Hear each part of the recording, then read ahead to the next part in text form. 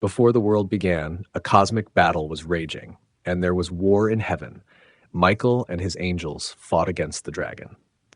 These words from Revelation describe not just any angel, but the commander of God's celestial army. Archangel Michael appears at pivotal moments across Scripture, from mysterious appearances in ancient texts to his prophesied return at the final judgment. His story spans thousands of years and multiple biblical books, yet few know his complete narrative. Today, we're piecing together every biblical reference to reveal the extraordinary saga of God's most powerful angel. But before we get started, if you're new to this channel, consider hitting that like and subscribe button if you find this type of content valuable.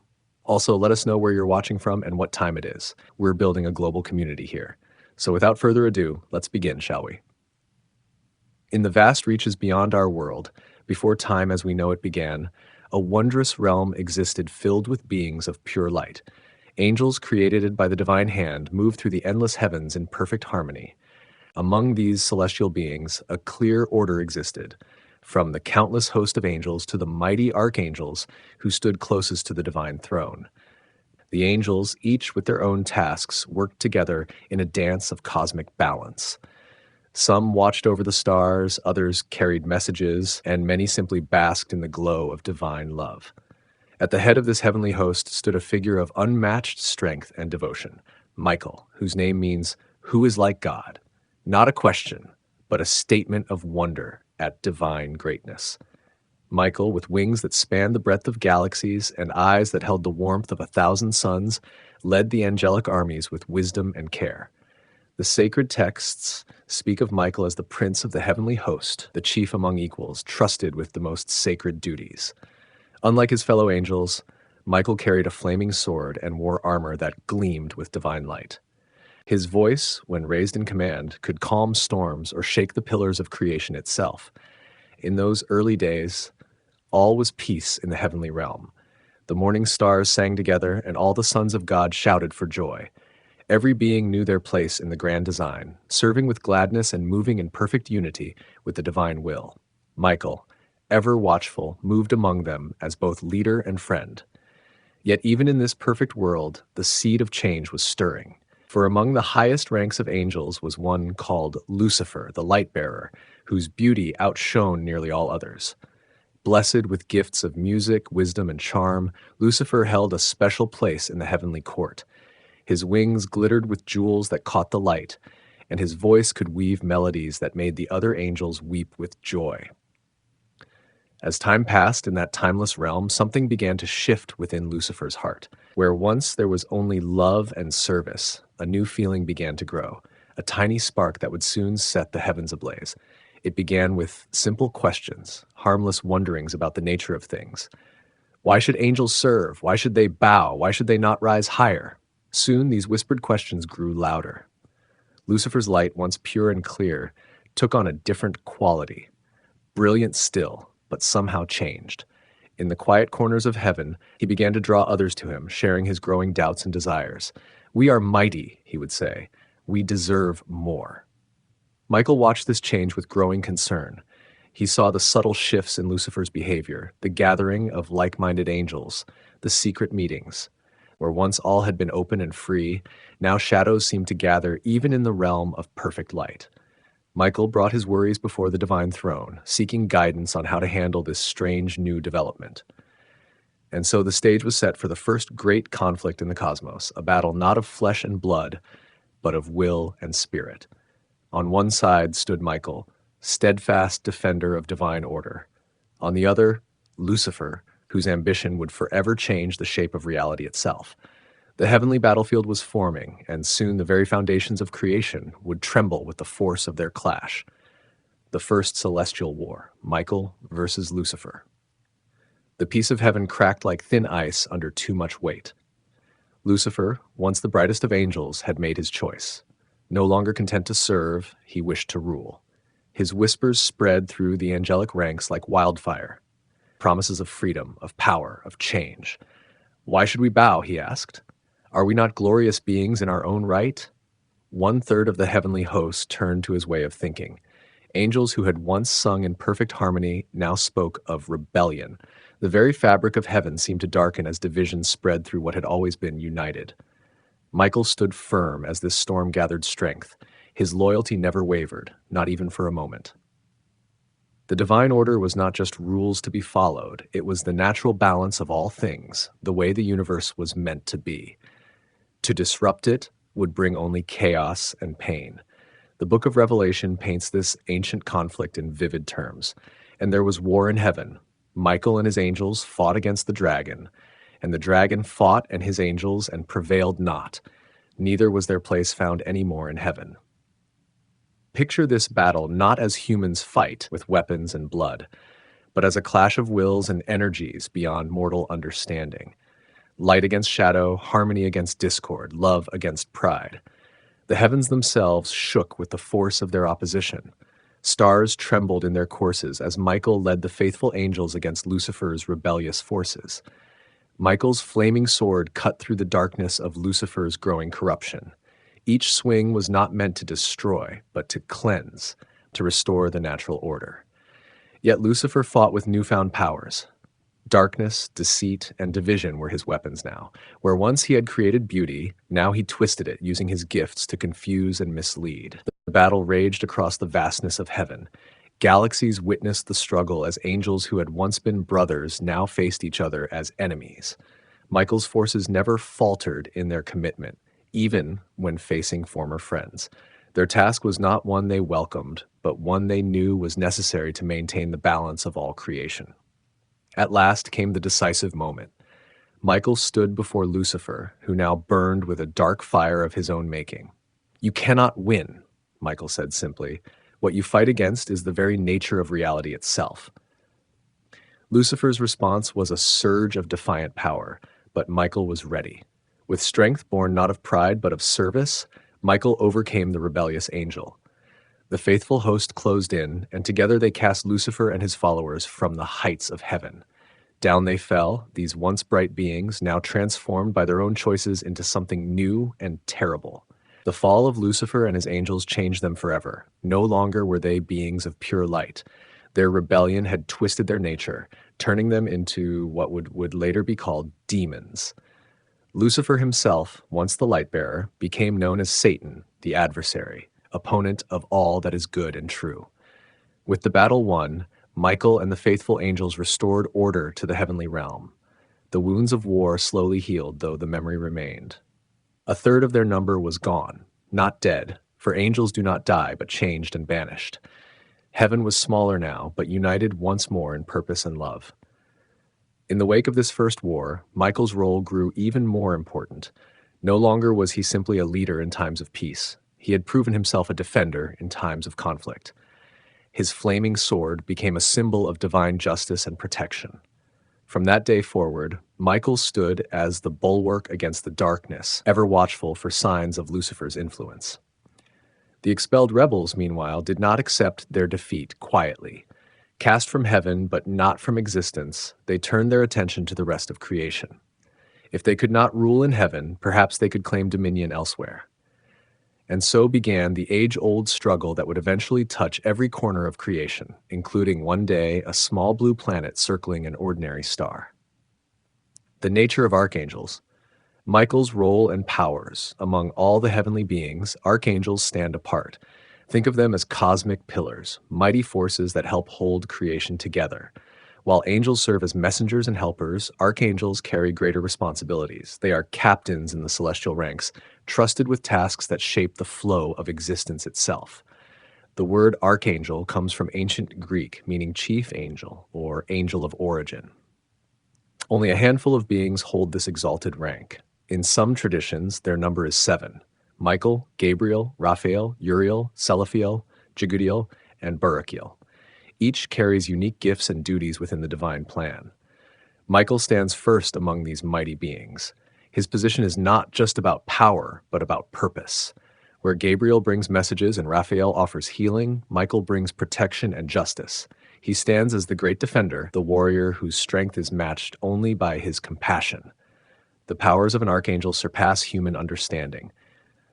Michael moves between dimensions with a thought, exists in multiple places at once, and sees across vast distances of both space and time. His perception isn't limited by physical laws. He recognizes the true nature of all beings, seeing beyond forms to the essence within. Michael's voice carries special authority. When he speaks, reality itself listens. Mountains might tremble, seas part, or storms calm at his command. This is not magic, but the natural response of creation to one who stands so close to its source. The very elements recognize his authority and respond accordingly. His most famous symbol, the flaming sword, represents more than just a weapon. It embodies divine justice, cutting away falsehood to reveal truth, separating light from darkness. The fire of this blade doesn't just destroy, it purifies. When Michael raises his sword, it's not primarily to punish, but to restore balance and protect the innocent. Unlike humans who live brief lives in limited spaces, Michael exists in the eternal now. Past, present, and future are all accessible to his awareness. He sees the long patterns of history and understands how small actions can create massive changes over time. This perspective gives him patience beyond human comprehension. While all angels reflect divine light, Michael shines with particular brightness. Many who have reported visions of him speak of being nearly overwhelmed by his radiance. This light isn't just visual, but carries emotional and spiritual impact as well, bringing clarity, courage, and comfort to those who experience it. Michael's name itself, who is like God, reveals his deepest nature. It's both a rhetorical question, highlighting divine uniqueness, and a reminder of Michael's role. He doesn't seek his own glory, but reflects the greater light. His strength comes not from himself alone, but from his perfect alignment with the divine will. Despite his tremendous power, Michael operates with remarkable gentleness when appropriate. He can speak to human hearts without overwhelming them, appear in forms that don't cause terror, and guide without controlling. Like a master musician who can play both thundering fortissimo and delicate pianissimo, Michael adjusts his presence to what each situation requires. The relationship between archangels and humans holds special significance. Though vastly different in nature and capacity, both were created with free will and the ability to love. Michael doesn't view humans as lesser beings, but as younger siblings of sorts, different but equally valued within the family of creation. In ancient texts, Michael is sometimes described as holding the keys to the abyss, having authority over the deepest and darkest places in creation. This reflects his role as a boundary keeper, one who maintains the necessary separations between realms and ensures that cosmic order prevails even in places of chaos. Michael's authority extends to other angels as well. As commander of the heavenly host, he coordinates their activities and helps them fulfill their purposes. Picture him not as a harsh general, but as a wise leader who brings out the best in those under his care. His leadership style is service-oriented, focused on accomplishing good rather than accumulating power. While humans measure time in minutes and years, archangels experience reality differently. To Michael, the rise and fall of human empires might seem like briefly blooming flowers, yet he pays attention to these small events and even to individual human lives, recognizing that each contains significance beyond its apparent size or duration. The Book of Daniel, Michael as protector of Israel. In the ancient days of Babylon, when the Jewish people lived in exile far from their homeland, a faithful man named Daniel received remarkable visions. These mystical experiences, recorded in the Book of Daniel, offer some of our earliest detailed glimpses of Michael and his special relationship with the nation of Israel. Daniel served in the court of foreign kings, maintaining his faith despite living in a land of different gods and customs. His wisdom and integrity earned him position and respect, but also stirred jealousy among others. Through it all, he remained devoted to the God of his ancestors, praying daily despite the risks this sometimes brought. One day, after 3 weeks of prayer and fasting, Daniel experienced something extraordinary. By the banks of the Tigris River, a heavenly messenger appeared to him, a being so radiant that those nearby fled in terror, though they saw nothing. This messenger explained that he had been trying to reach Daniel for those entire 3 weeks, but had been opposed by a spiritual force called the Prince of Persia. "No one supports me against these opponents except Michael, your prince," the messenger told Daniel. This simple line reveals volumes about Michael's role. He is described as specifically assigned to protect Israel, fighting spiritual battles on their behalf that humans cannot see but certainly feel the effects of. Later in his visions, Daniel received more insights about Michael. In chapter 12, the messenger speaks of coming troubles. At that time, Michael, the great prince who protects your people, will arise. There will be a time of distress such as has not happened from the beginning of nations until then, but at that time your people, everyone whose name is found written in the book, will be delivered. These passages paint Michael as a guardian engaged in ongoing spiritual warfare. The Prince of Persia mentioned isn't a human ruler, but a spiritual force somehow connected to that empire. Similarly, we later hear of the Prince of Greece. These entities seem to represent spiritual influences behind these nations, forces that could shape human events and destinies. Michael stands against these powers, ensuring that God's purposes for Israel continue despite opposition.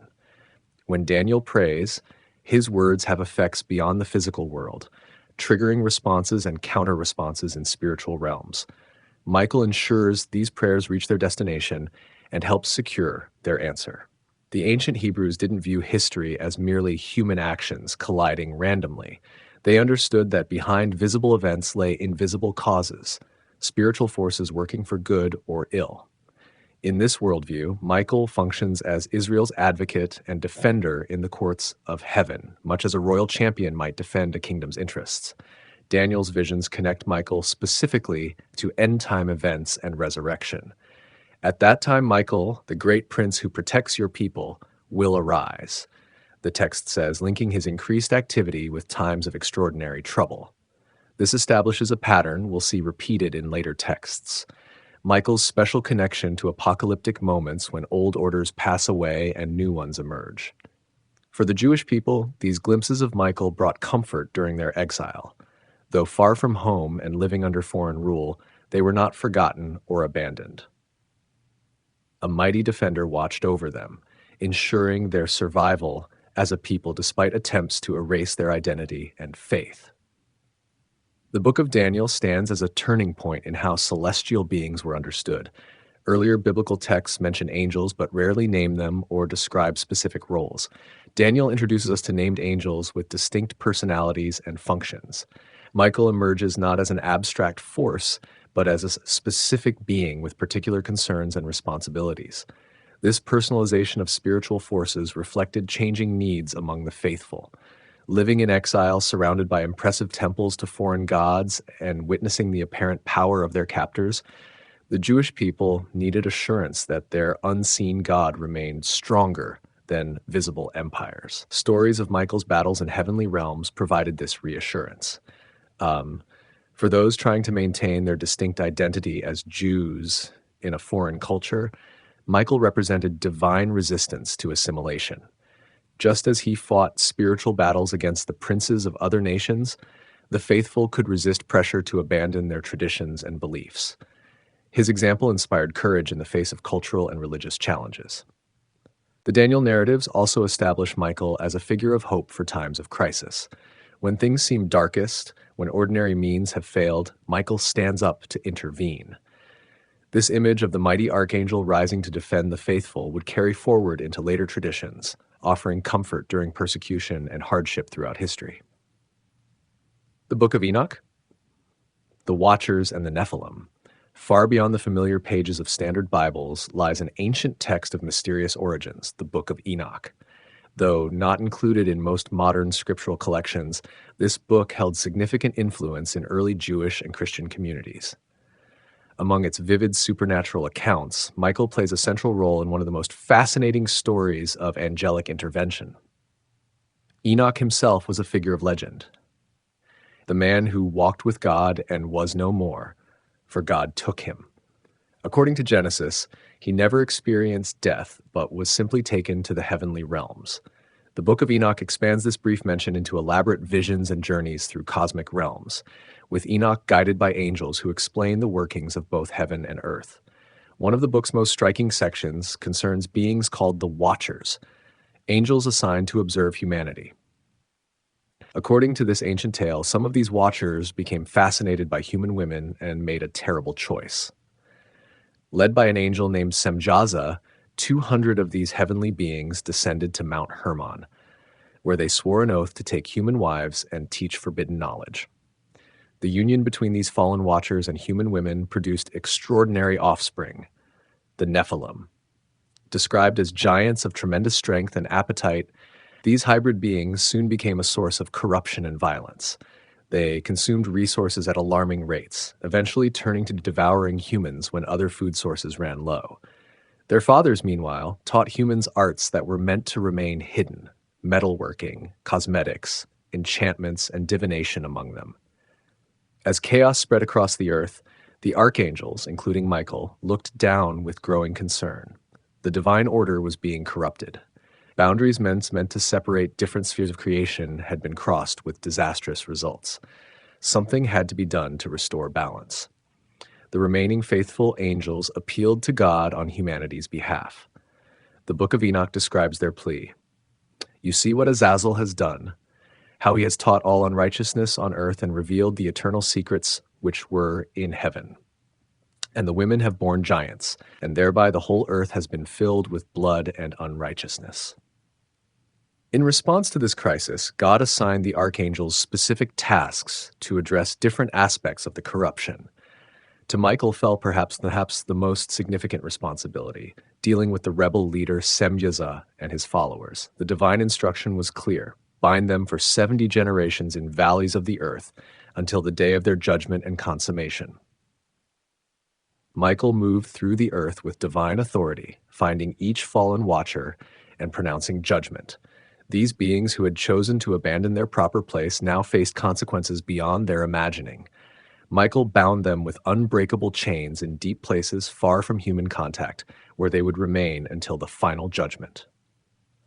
For the Nephilim offspring, a different fate awaited. Their physical bodies would die in the coming flood, but their spirits, being partly of angelic origin, would remain on earth as disembodied entities. Some traditions identify these as the origins of what humans would later call demons, troubled spirits trapped between worlds. The Book of Enoch portrays Michael as more than just a warrior. He is an agent of restoration and cleansing. His actions against the Watchers weren't merely punitive, but remedial, designed to remove corruption and allow healing to begin. This reflects one of Michael's consistent roles across traditions, bringing divine order to places where it has been disrupted. After binding the rebellious Watchers, Michael was charged with another task: preparing for the great flood that would cleanse the earth. And to Michael God said, "Make known to Semjaza and the others who are with him, who fornicated with the women, that they will die together with them in all their defilement. And when their sons have slain one another, and they have seen the destruction of their beloved ones, bind them fast for 70 generations in the valleys of the earth." Though considered apocryphal by many modern religious authorities, the Enoch narratives remained influential in shaping early understandings of Michael. They established him as a figure who maintains cosmic boundaries, preventing chaos from overwhelming order. This role as keeper of proper separation between realms would continue in later traditions. The symbolism within this ancient story still resonates. The Watchers represent the danger of misused power and knowledge. The Nephilim embody the monstrous results of crossing natural boundaries. Michael stands as the force that restores these boundaries and brings consequences to those who willfully disrupt the cosmic design. For ancient listeners, these stories provided explanations for the origins of evil and suffering while maintaining faith in ultimate divine justice. Michael's role assured them that corruption, though powerful, remains temporary.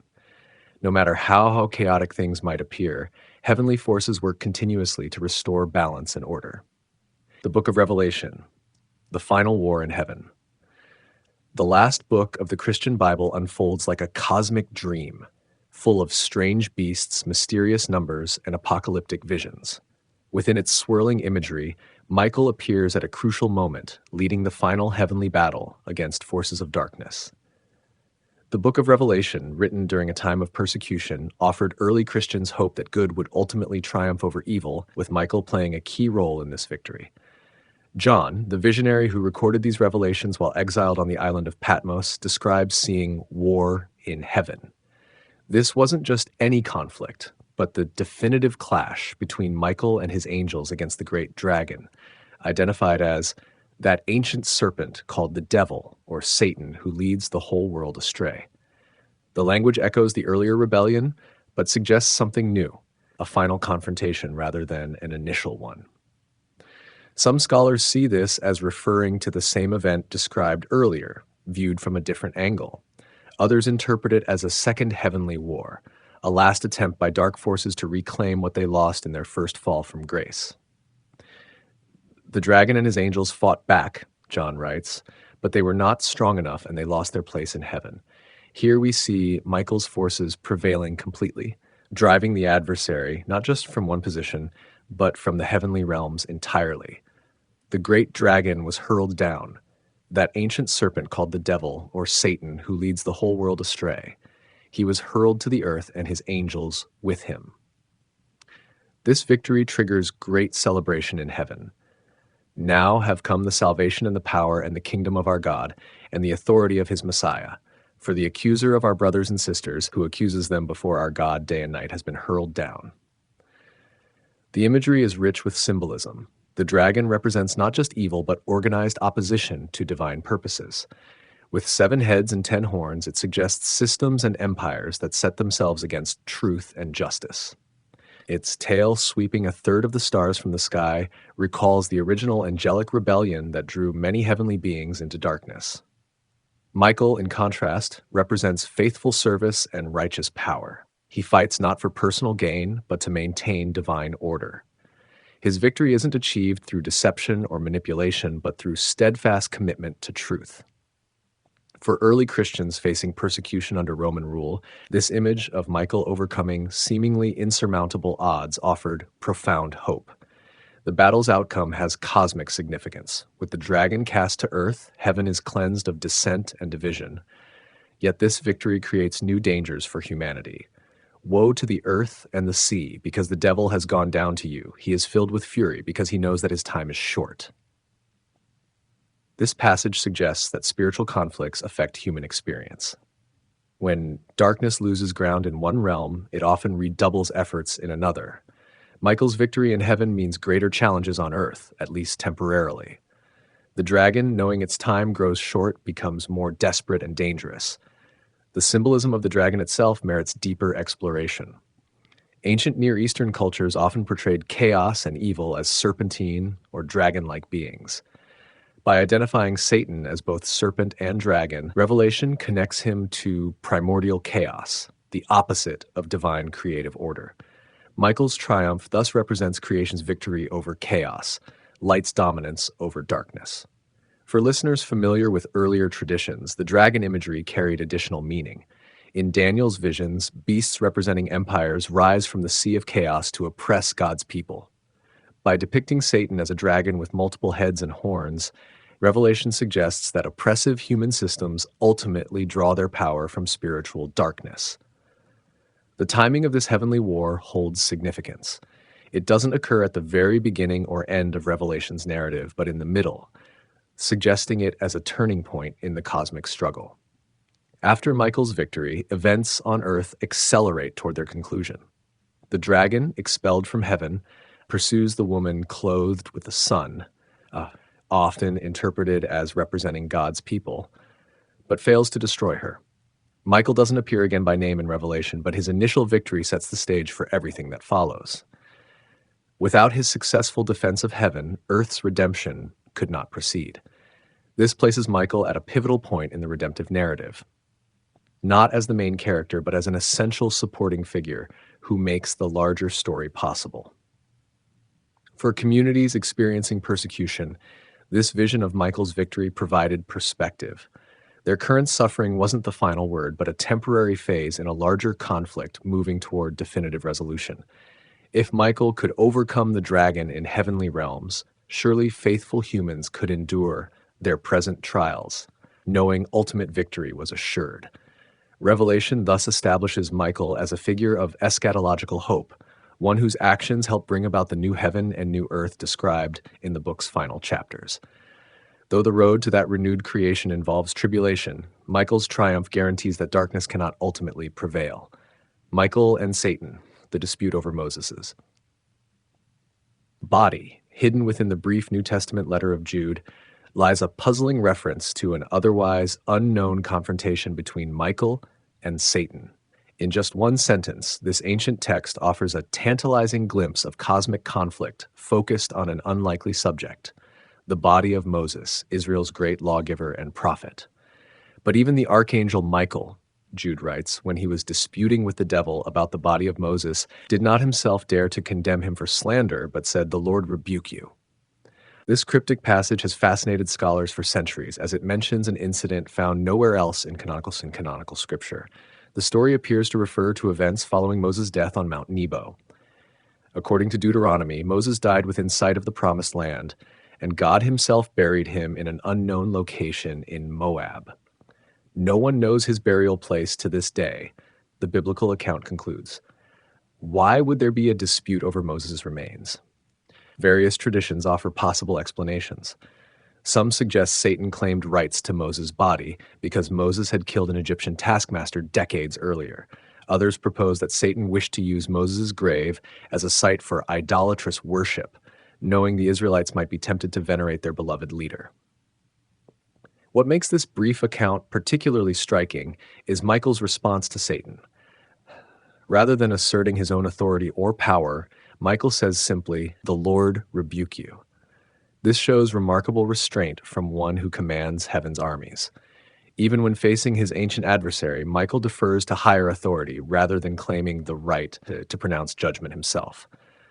This response reveals something profound about Michael's character. Despite his tremendous power and exalted position, he remains humble in his service. He doesn't overstep boundaries or claim authority not explicitly given to him. Even in confronting evil directly, he does so as a servant carrying out assigned duties, not as an independent power. Jude uses this example to make a point about human behavior. He contrasts Michael's restraint with the arrogance of certain false teachers who slander celestial beings without hesitation. If even the mighty Archangel showed such careful respect for proper authority, how much more should humans exercise caution in spiritual matters? The dispute over Moses carries symbolic significance beyond the immediate narrative.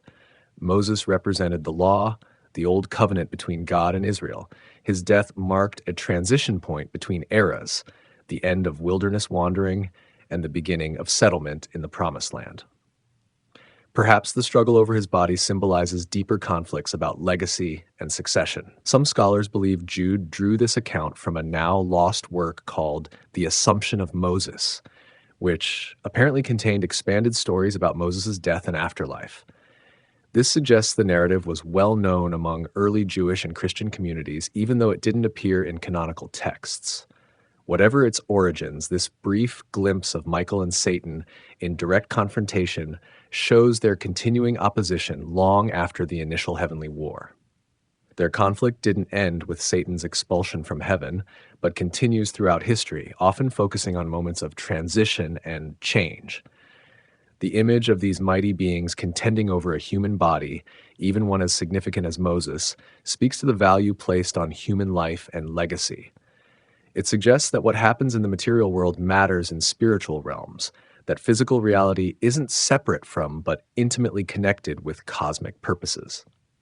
Michael's restraint in this encounter established a pattern that influenced Christian approaches to spiritual warfare.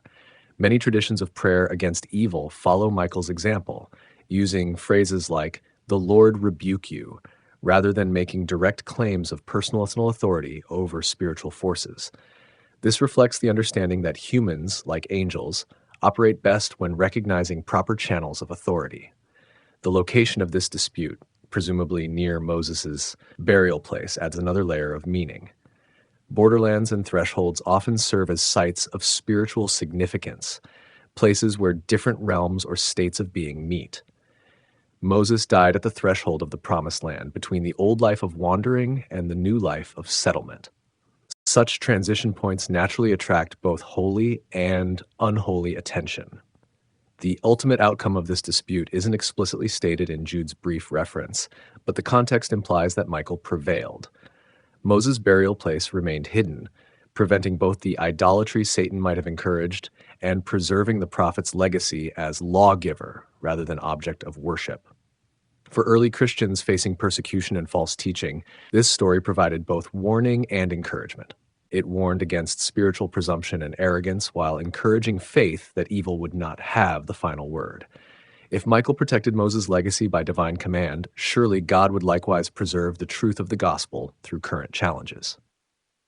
Michael across religions: Jewish, Christian, and Islamic portrayals. Across three great Abrahamic faiths, Judaism, Christianity, and Islam, the figure of Michael appears and reappears, his image shifting slightly like light through different windows. Each tradition emphasizes certain aspects of his nature while maintaining his core identity as a mighty celestial being who serves divine purposes. This shared recognition across such diverse faiths speaks to Michael's profound importance in religious imagination. In Jewish tradition, Michael stands as Israel's special guardian and advocate. The ancient rabbis taught that while other nations received various angels as their protectors, Israel was watched over by the greatest, Michael himself. When Egypt's angel fell, when Babylon's star faded, Michael remained constant in his care for the children of Abraham. The Talmud and Midrash expand on biblical mentions of Michael, describing him as the high priest who offers sacrifices in the heavenly temple. One beautiful tradition holds that Michael forms the righteous souls into crowns for the divine presence. Another names him as the angel who prevented Abraham from sacrificing Isaac, who guided the Israelites through the wilderness as a pillar of fire, and who protected Daniel in the lion's den. Jewish mystical traditions, particularly Kabbalah, associate Michael with the element of water and with mercy. He stands at the right hand of the divine throne, representing kindness and compassion in the cosmic balance. His heavenly counterpart is Gabriel, who represents judgment and is associated with fire. Together, they maintain equilibrium in creation. Christianity inherited many Jewish understandings of Michael while adding new dimensions. Early Christian writers expanded his role beyond protecting Israel to guarding all believers. The Book of Revelation's portrayal of Michael, leading heaven's armies against the dragon, became particularly influential, establishing him as the chief opponent of Satan and evil spirits.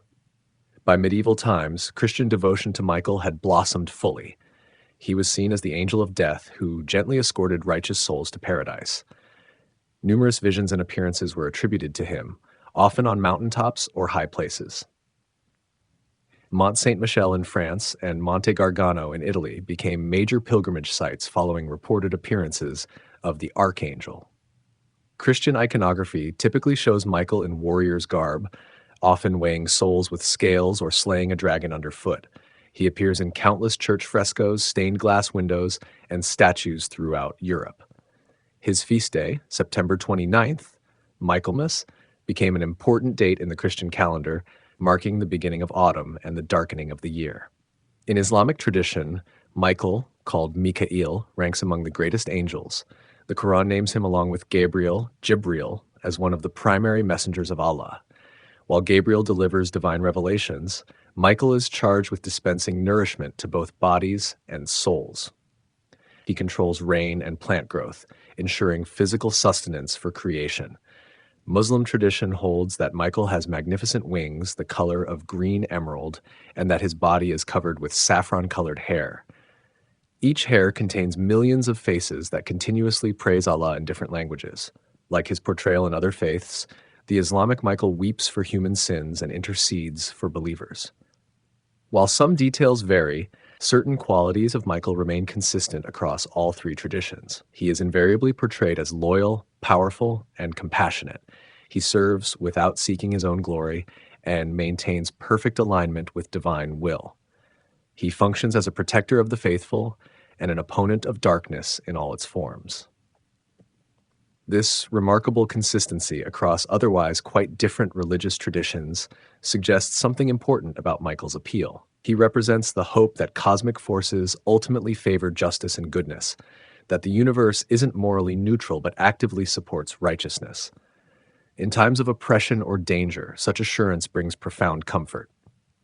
For followers of all three faiths living side by side in medieval Spain, the shared veneration of Michael sometimes served as a rare point of connection.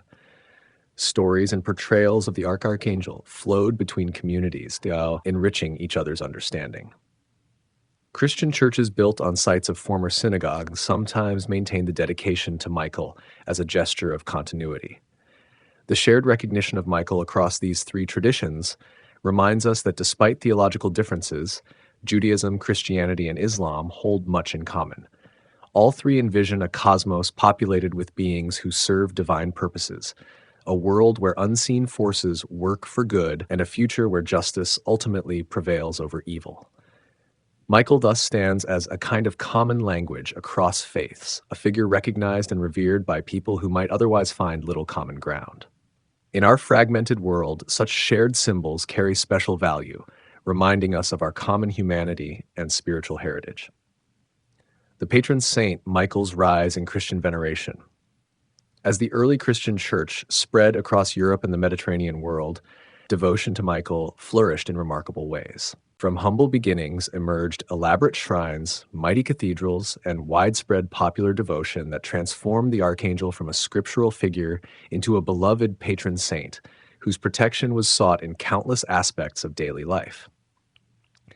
The earliest known shrine to Michael dates to the 4th century, built at Cheratopa near Constantinople. This modest beginning soon gave way to grander structures as veneration of the Archangel grew.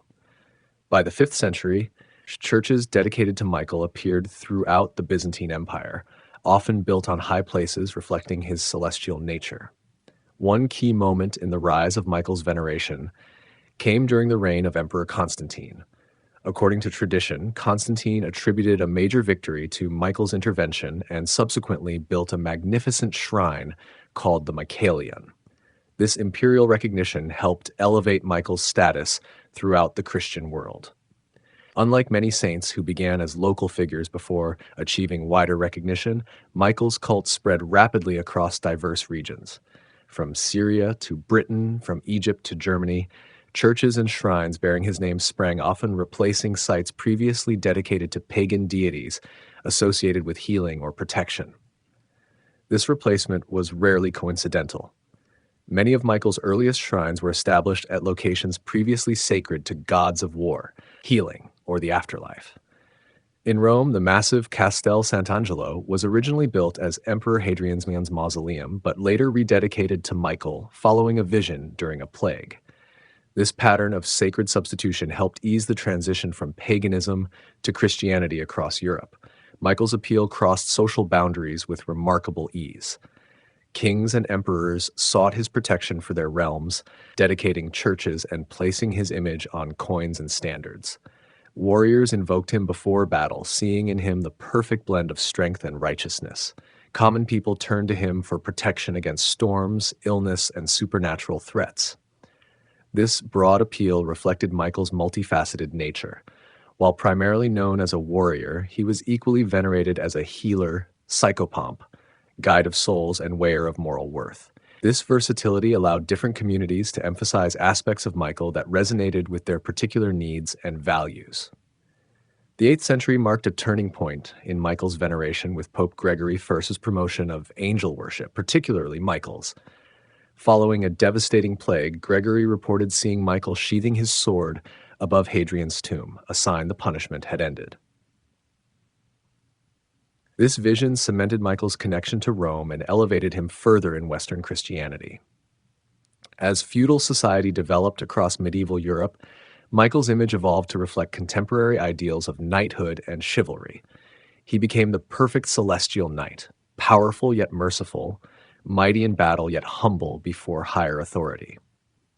His depiction in art shifted from the Byzantine court official to the armored warrior, reflecting changing social structures and values. By the 10th century, Michael had become one of the most popular saints in Europe.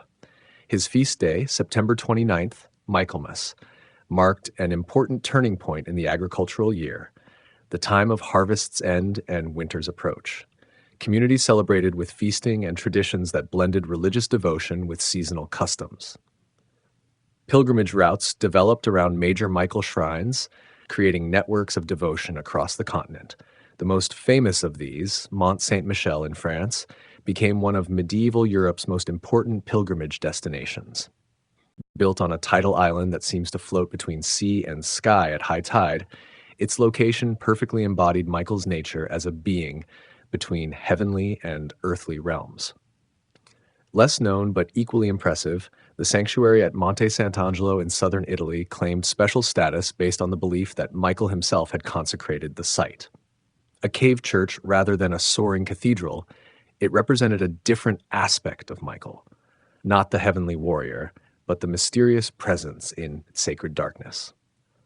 Military orders and guilds throughout Europe adopted Michael as their patron. The Knights of the Wing in Spain, founded in the 13th century, took their name from Michael's wings and dedicated themselves to chivalric virtues under his protection. In England, boatmen, bakers, grocers, and dozens of other guilds placed themselves under his watchful care. As patron of high places, Michael's shrines often crowned mountains and hilltops across Europe.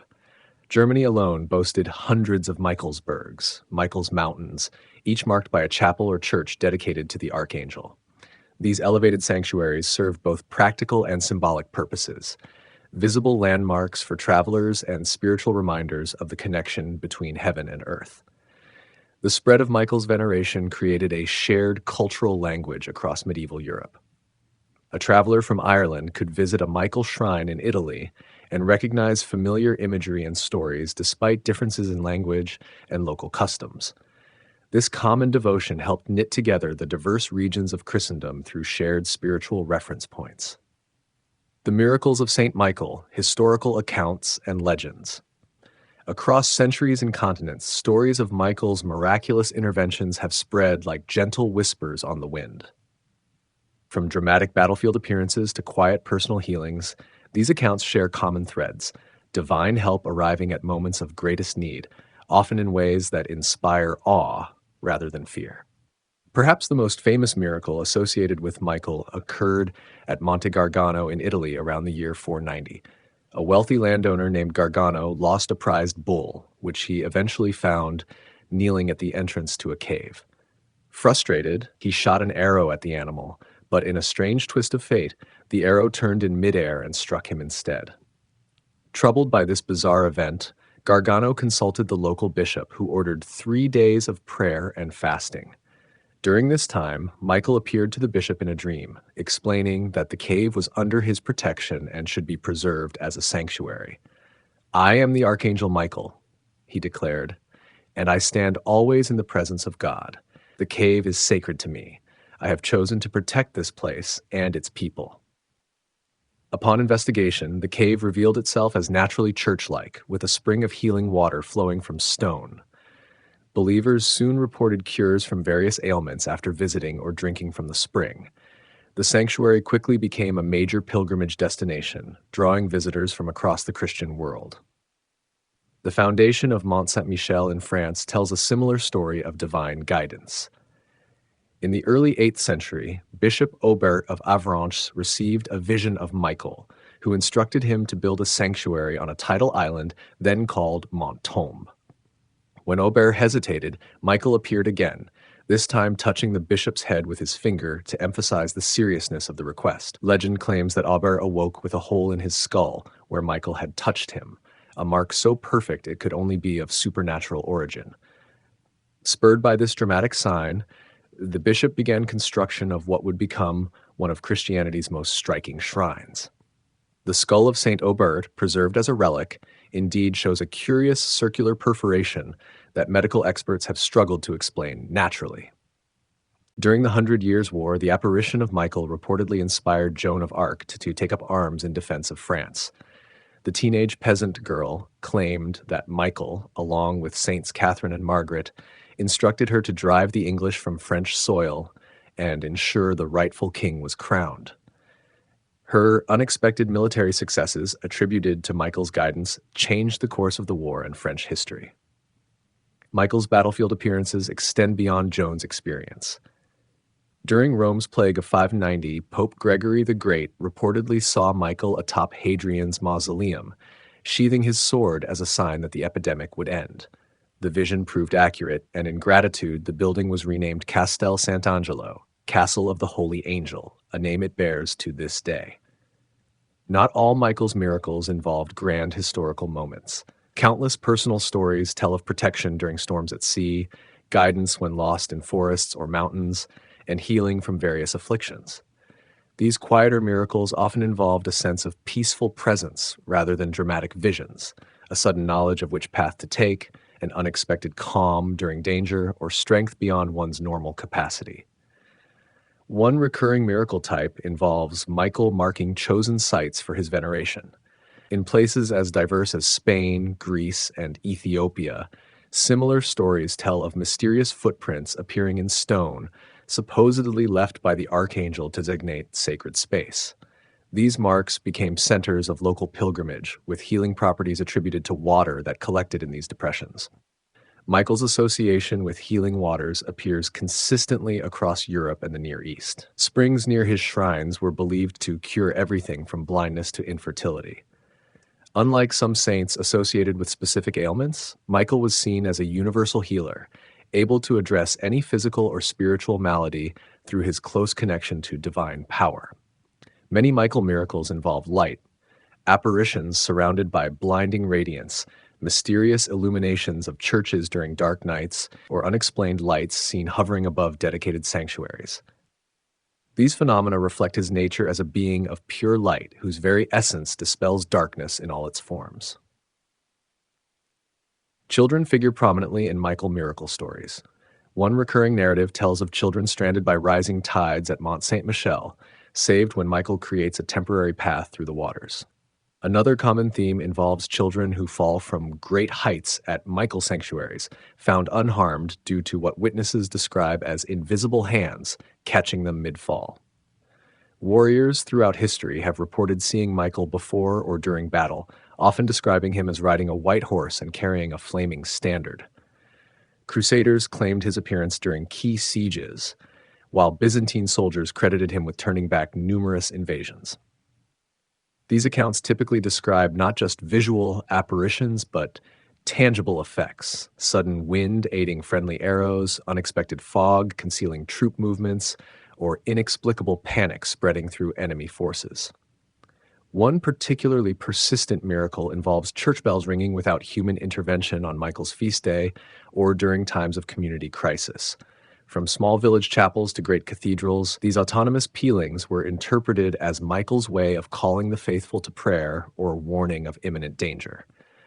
The phenomenon became so associated with the Archangel that the phrase "Michael's music" entered folk vocabulary in several European regions. These miracle accounts, whether historically verified or legendary, reveal much about how communities perceived Michael across different eras. He appears as an active, engaged guardian rather than a distant, celestial observer, a being genuinely concerned with human welfare and ready to intervene when properly invoked or when divine purposes require protection. The Sword of Michael, divine weapon and symbol. In the quiet moments of ancient stories, we find mention of a special weapon. Michael's flaming sword glimmers through time, catching light in both heaven and earth. This sword isn't just a tool for battle, it carries deeper meaning. The book of Genesis first hints at a fiery blade. After Adam and Eve left Eden, angels with flaming swords guarded the way back. Though not named directly, many believe Michael wielded one such sword, standing watch at Paradise's gates. Later writings paint a clearer picture. In the book of Revelation, Michael leads heaven's army with a sword that flashes with divine light. This isn't an ordinary weapon, but one forged in holy fire, made to cut through darkness and evil. The sword appears again in the stories of the fallen angels. When Michael faced those who turned from heaven, his blade became the tool of divine will. With each swing, it separated good from evil, truth from lies. Some texts describe how the sword could change size, sometimes small as a dagger, other times vast as lightning across the sky. Jewish mystics tell of Michael's sword being inscribed with secret names of God. These sacred words give the weapon its power to strike down evil that nothing else can touch.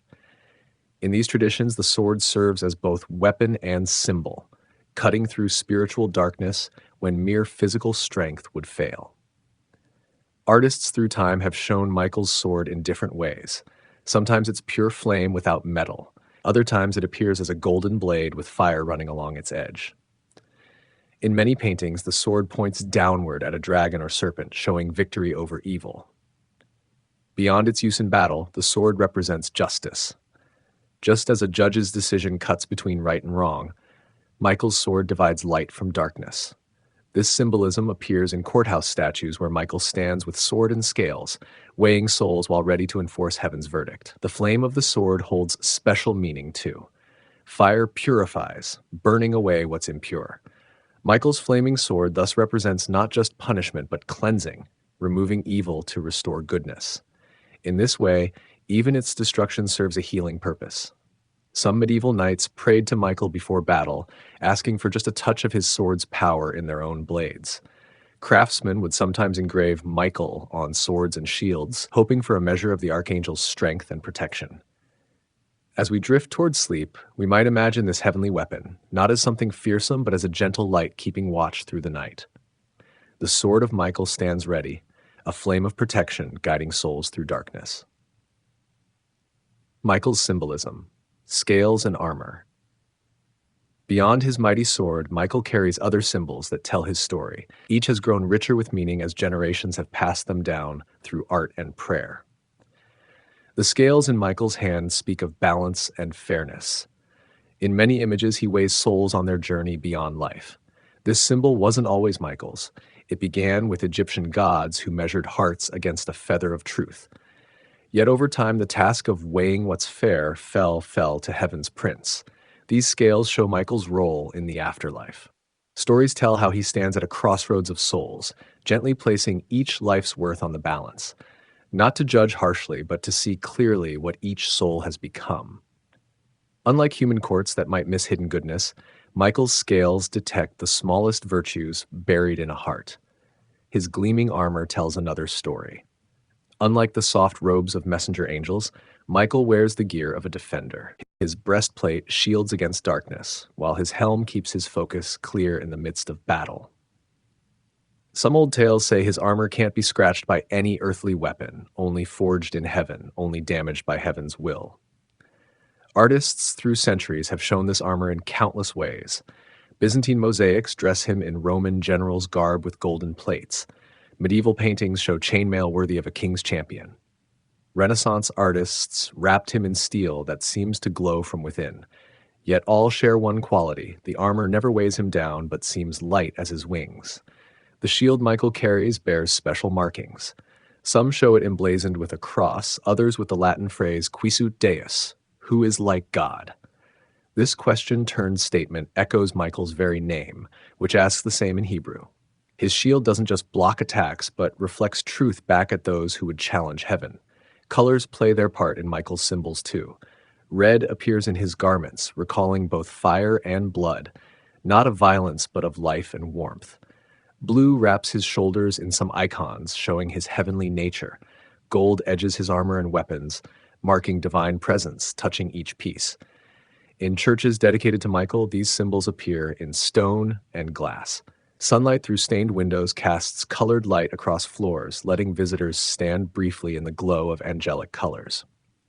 Statues show the scales tipped slightly, the armor fitted perfectly, creating a sense of readiness mixed with perfect calm. Some smaller symbols appear in older texts. A palm branch sometimes rests near Michael, showing peace follows his victories. Keys occasionally hang from his belt, keys to heaven's gates or to the chains that bind evil. A trumpet may wait nearby, ready to sound the call that ends earthly time. Michael's symbols speak a language deeper than words. They tell of a being who fights not from hatred, but from love of order and goodness. His weapons defend rather than destroy. His armor protects rather than intimidates. His scales weigh with mercy, not judgment. As night deepens around us, these ancient symbols offer comfort. The scales promise fairness beyond human courts. The armor stands watch while we sleep. In the gentle darkness, Michael's symbols remind us that protection watches over the world. Michael and Lucifer. Parallels and contrasts. Two bright angels, two different paths. Michael and Lucifer began in the same heavenly light, yet their stories couldn't have turned more opposite. Their tale offers one of the greatest contrasts in all spiritual stories. In the beginning, both stood among heaven's highest princes. Some writings suggest they were equals in beauty, wisdom, and strength. Both knew the face of God, both sang in the celestial choir, both understood heaven's deepest secrets. Like brothers raised in the same house, they shared a bond few others could know. Yet something shifted in this perfect balance. Where Michael found joy in service, Lucifer began to question. Where Michael bowed, Lucifer stood tall. Where Michael accepted divine mystery, Lucifer demanded answers. Two paths opened before them, one of humble duty, one of proud rebellion. The moment of choosing came, though accounts differ on what sparked it. Some say God asked the angels to bow before newly created humans, beings of dust who would somehow carry divine breath. Michael knelt without question. Lucifer refused, unwilling to serve those he saw as lesser beings. Others tell that heaven planned to crown God's son, and Lucifer, beautiful morning star, couldn't bear to see another outshine him. Whatever the reason, the division tore heaven apart. Angels chose sides, battle lines formed across the perfect realm. Michael's loyalty never wavered. He didn't fight from blind obedience, but from deep understanding. His name itself poses the question no rebel could answer. Who is like God? In this question lives the core of their difference. Michael embraced that nothing compares to divine wisdom, while Lucifer believed his own judgment could rival heaven's plan. The war that followed shaped creation itself. Michael, the quiet servant, took up arms only when peace failed. Lucifer, who craved glory, found only infamy. Michael fought to restore order, Lucifer to create new order with himself at its center. Michael protected, Lucifer destroyed. After the battle, their paths diverged completely. Michael remained heaven's prince, leading angels with quiet strength. Lucifer, now called Satan or adversary, fell to darker realms. Michael continued serving. Satan began plotting. Michael healed heaven's wounds. Satan nursed endless grudges. Their contrasting natures appear in how they approach humanity. Michael whispers guidance, defends the innocent, and respects human choices. Satan tempts, accuses, and tries to own souls. Michael wants humans to rise. Satan wants them to fall. Michael remembers what humans can become. Satan focuses on their weakness. In art, the contrast appears vividly. Michael stands in light, his face calm and resolved. Lucifer hides in shadow, his features twisted by hatred. Michael's wings stretch wide and white. Satan's hang damaged or transformed to leathery membranes. Michael's eyes show compassion even in battle. Satan's burn with endless envy. Their ongoing struggle plays out not just in cosmic battles, but in every heart. Each choice between pride and service, between self-will and greater good, echoes their ancient division. Though worlds apart now, they remain forever linked as opposites, teaching through contrast what neither could teach alone. As we rest tonight, this ancient story offers its wisdom. Two paths always lie before us, humble strength or proud weakness. Even in our dreams, we might ponder which angel we follow when morning comes. The role of Michael in spiritual warfare. Prayers and exorcisms. When darkness seems too strong, many voices through time have called one name, Michael. His role in spiritual battles brings comfort to those who feel surrounded by forces they can't see or touch. From ancient prayers to modern practices, his help has been sought against life's unseen enemies. The most famous prayer to Michael came from Pope Leo XIII in 1886. As the story goes, the Pope had a troubling vision during Mass, dark forces gathering strength against the Church. Shaken, he wrote words that millions have spoken since. Saint Michael the Archangel, defend us in battle. Be our protection against the wickedness and snares of the devil. This prayer spread quickly through churches and homes. Parents taught children to whisper it before sleep. Priests spoke it after services. Even now, many recite these words when feeling spiritually threatened, finding peace in calling heaven's defender. Michael's connection to exorcism runs deep in many traditions. When facing forces that seem beyond human strength, his name often leads the prayers of those helping the afflicted. Unlike other angels, Michael is called not just to comfort, but to actively fight whatever causes harm. Jewish traditions also recognize Michael's protective power. The mezuzah scroll placed on doorposts often contains his name along with those of other guardian angels. In this way, he watches over thresholds where outside influences might enter a home. Some ancient amulets bore his image as a shield against harmful spirits. Early Christians placed special trust in Michael during times of persecution. When facing physical threats for their faith, they would pray for Michael's courage and protection. Small icons of the Archangel were carried for comfort, a reminder that heavenly strength stood with them despite earthly weakness. Medieval knights and warriors adopted Michael as their patron.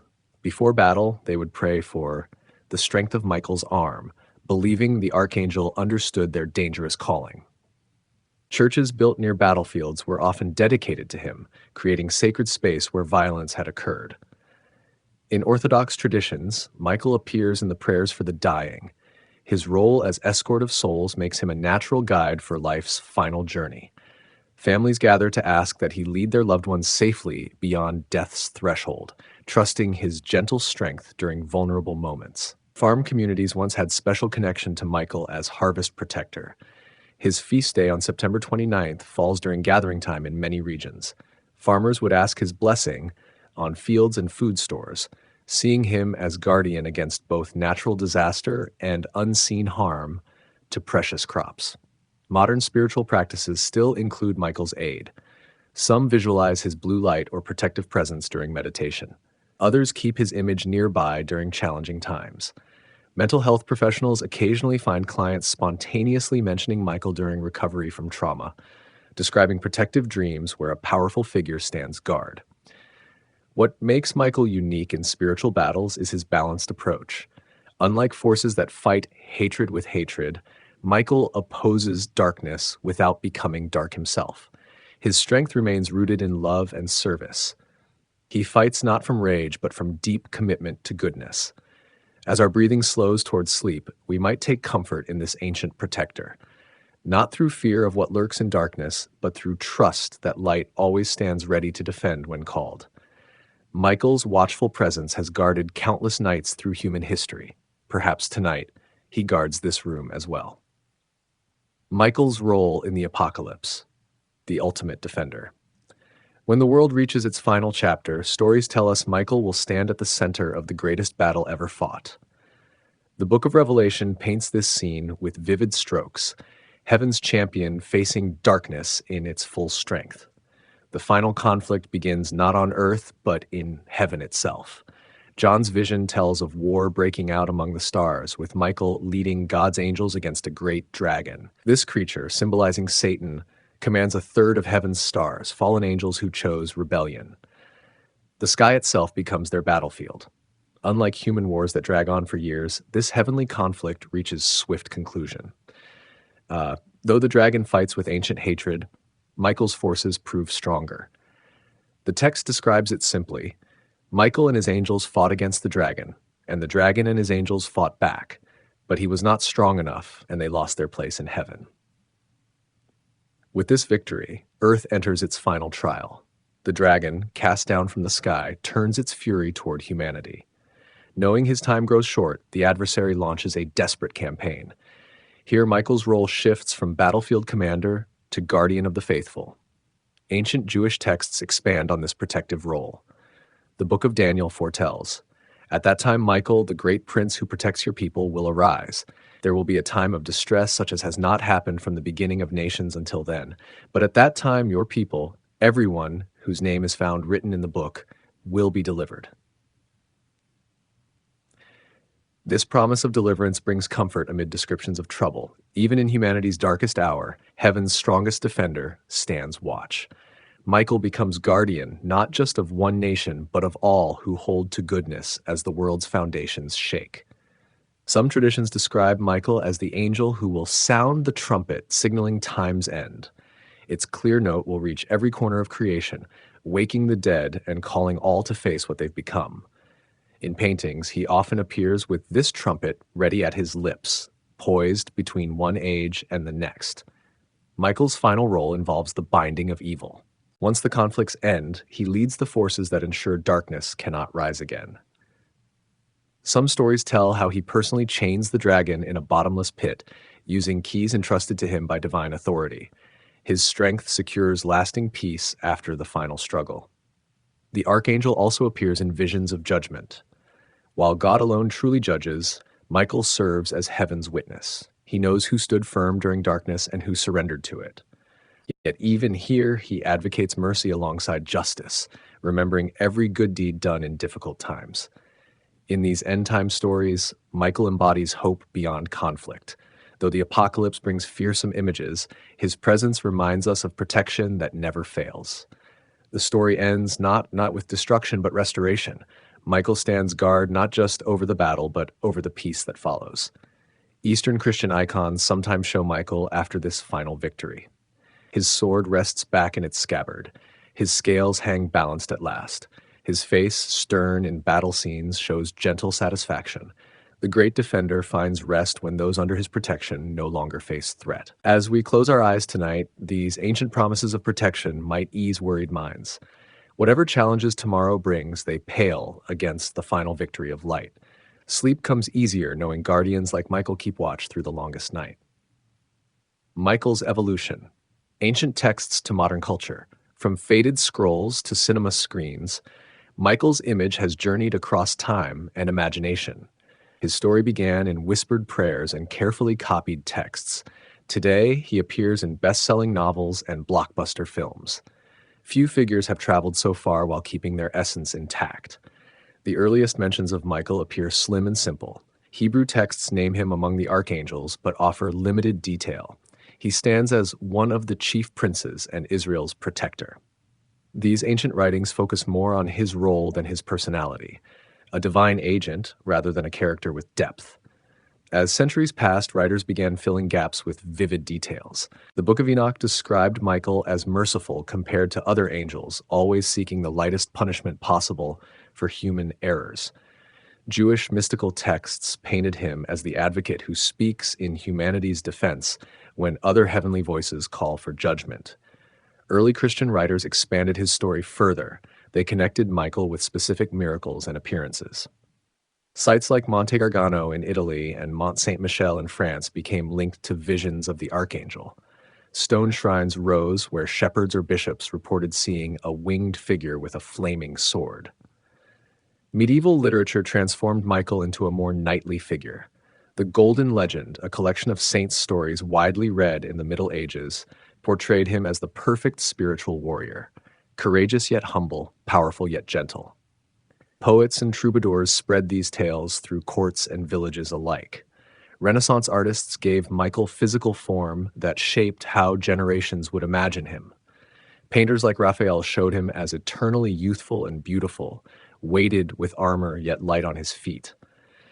These images spread through prints copied and carried across Europe, standardizing how people pictured heaven's prince. John Milton's epic poem Paradise Lost, published in 1667, brought new psychological depth to Michael. Here, the archangel became a complex figure, loyal to heaven, yet understanding of human weakness.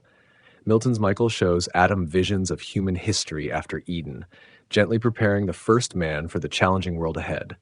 The modern era brought fresh perspectives. Victorian writers often emphasized Michael's role as a guide of souls, making him gentler than medieval versions. Early films portrayed him with distant dignity, barely distinguishable from other angels except for his sword and armor. Contemporary fiction has reimagined Michael in countless ways. Sometimes he appears as a troubled warrior, burdened by endless fighting. Other stories cast him as an enigmatic figure operating behind the scenes of human affairs. In urban fantasy, he might appear as a detective investigating supernatural crimes, his true nature hidden behind human disguise. Television series like Supernatural have presented Michael as morally complex, sometimes making questionable choices despite good intentions. These modern interpretations explore the burden of power and the loneliness of standing between worlds. They ask what it means to serve forever without rest or relief. Video games often feature characters inspired by Michael, usually as powerful allies or ultimate boss encounters. Online communities discuss and debate these depictions, keeping his legend alive in digital spaces. Fan art reimagines his appearance for new generations, sometimes with anime influence or modern military gear replacing medieval armor. Through all these changes, certain qualities remain. Michael consistently represents protection, justice, and the triumph of order over chaos. His evolution reflects changing human needs, from tribal protector to cosmic warrior to psychological archetype. Each era finds in Michael what it most requires from divine guardians. As modern eyes close in sleep, they've seen versions of Michael their ancestors could never imagine. Yet tonight's dreams might still be watched over by the same presence that guarded ancient sleepers, evolving in appearance but unchanging in essence. Michael and other archangels, divine allies and rivals. Michael doesn't stand alone in heaven's hierarchy. He works alongside other mighty angels, each with unique roles. These relationships show a different side of heaven's prince, not just as a warrior, but as part of a divine team. Gabriel stands closest to Michael in most traditions. While Michael leads heaven's armies, Gabriel serves as its voice. Where Michael brings strength, Gabriel brings messages. Together they form a powerful partnership, action and word, sword and trumpet. Many paintings show them working side by side, maintaining heaven's order through complementary gifts. Raphael, whose name means God heals, brings a gentler energy to the Archangel circle. Stories tell how Raphael guided the young Tobias on a dangerous journey, healing his father's blindness with special medicine. While Michael defends against evil, Raphael mends what harm has done. Both serve divine love, though in different ways. Uriel, often called the fire of God, carries wisdom and insight. Some texts describe Uriel warning Noah about the coming flood or guiding the prophet Ezra through visions of the future. Michael and Uriel sometimes appear together in judgment scenes. Michael with his scales, Uriel with a flame that reveals truth in all it touches. Less known archangels appear in various texts.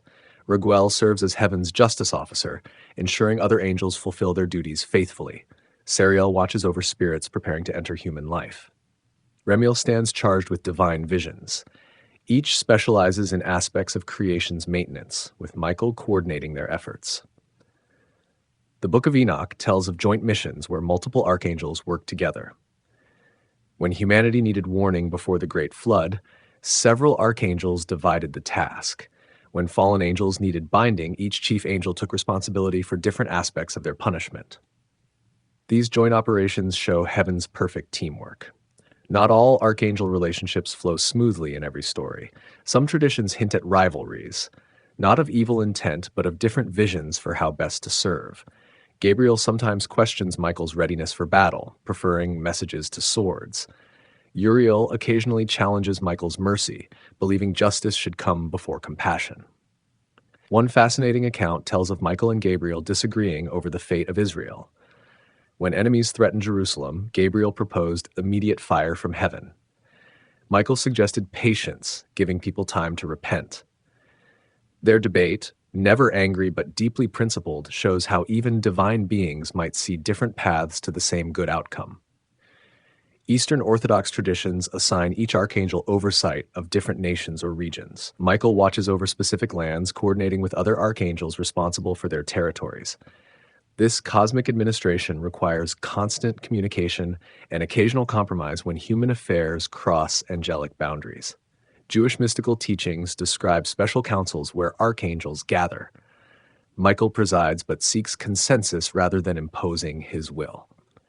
These meetings address cosmic imbalances, human prayers requiring special attention, or unusual events affecting multiple angelic domains. The archangels speak in voices like rushing water or distant thunder, sharing wisdom beyond human understanding. Despite differences in approach or responsibility, the archangels maintain perfect harmony in their ultimate goals. They embody different aspects of divine will: mercy and justice, strength and healing, wisdom and proclamation. Together they form a complete expression of heaven's work in the world. As sleep approaches, we might imagine these mighty beings in their celestial conversation, discussing the day just past, planning for the one ahead. Different voices blending in perfect harmony, with Michael's quiet strength holding the center of their eternal fellowship. Michael's commanding army, the angelic host. Beyond the circle of archangels stretches a vast army of light. Michael commands legions of angels organized with perfect precision. Though rarely glimpsed by human eyes, this celestial force maintains order throughout creation. Heaven's army doesn't match earthly military structures exactly. Angels gather in choirs or hosts rather than regiments or divisions. Yet within this different organization lives perfect discipline. Each angel knows its place, purpose, and chain of command, with Michael standing as heaven's field commander. Ancient texts describe these angelic forces using overwhelming numbers. Daniel speaks thousands upon thousands serving the divine throne, with 10,000 times 10,000 standing before it. The book of Revelation echoes this vastness, showing Michael leading angels too numerous to count. These aren't poetic exaggerations, but attempts to express forces beyond human calculation. Unlike human armies motivated by fear, ambition, or loyalty to a nation, Michael's forces serve from perfect understanding. Each angel sees clearly what's at stake in the cosmic battle between light and darkness. They follow Michael not from blind obedience, but from shared purpose, maintaining the order that allows life and love to flourish. The organization of these forces reveals fascinating patterns. Some traditions describe specialized units within the heavenly host. Certain angels specialize in protection, forming living shields around the vulnerable. Others focus on countering specific dark forces, developing expertise against particular threats. Still others serve as messengers between units, maintaining perfect coordination across vast distances.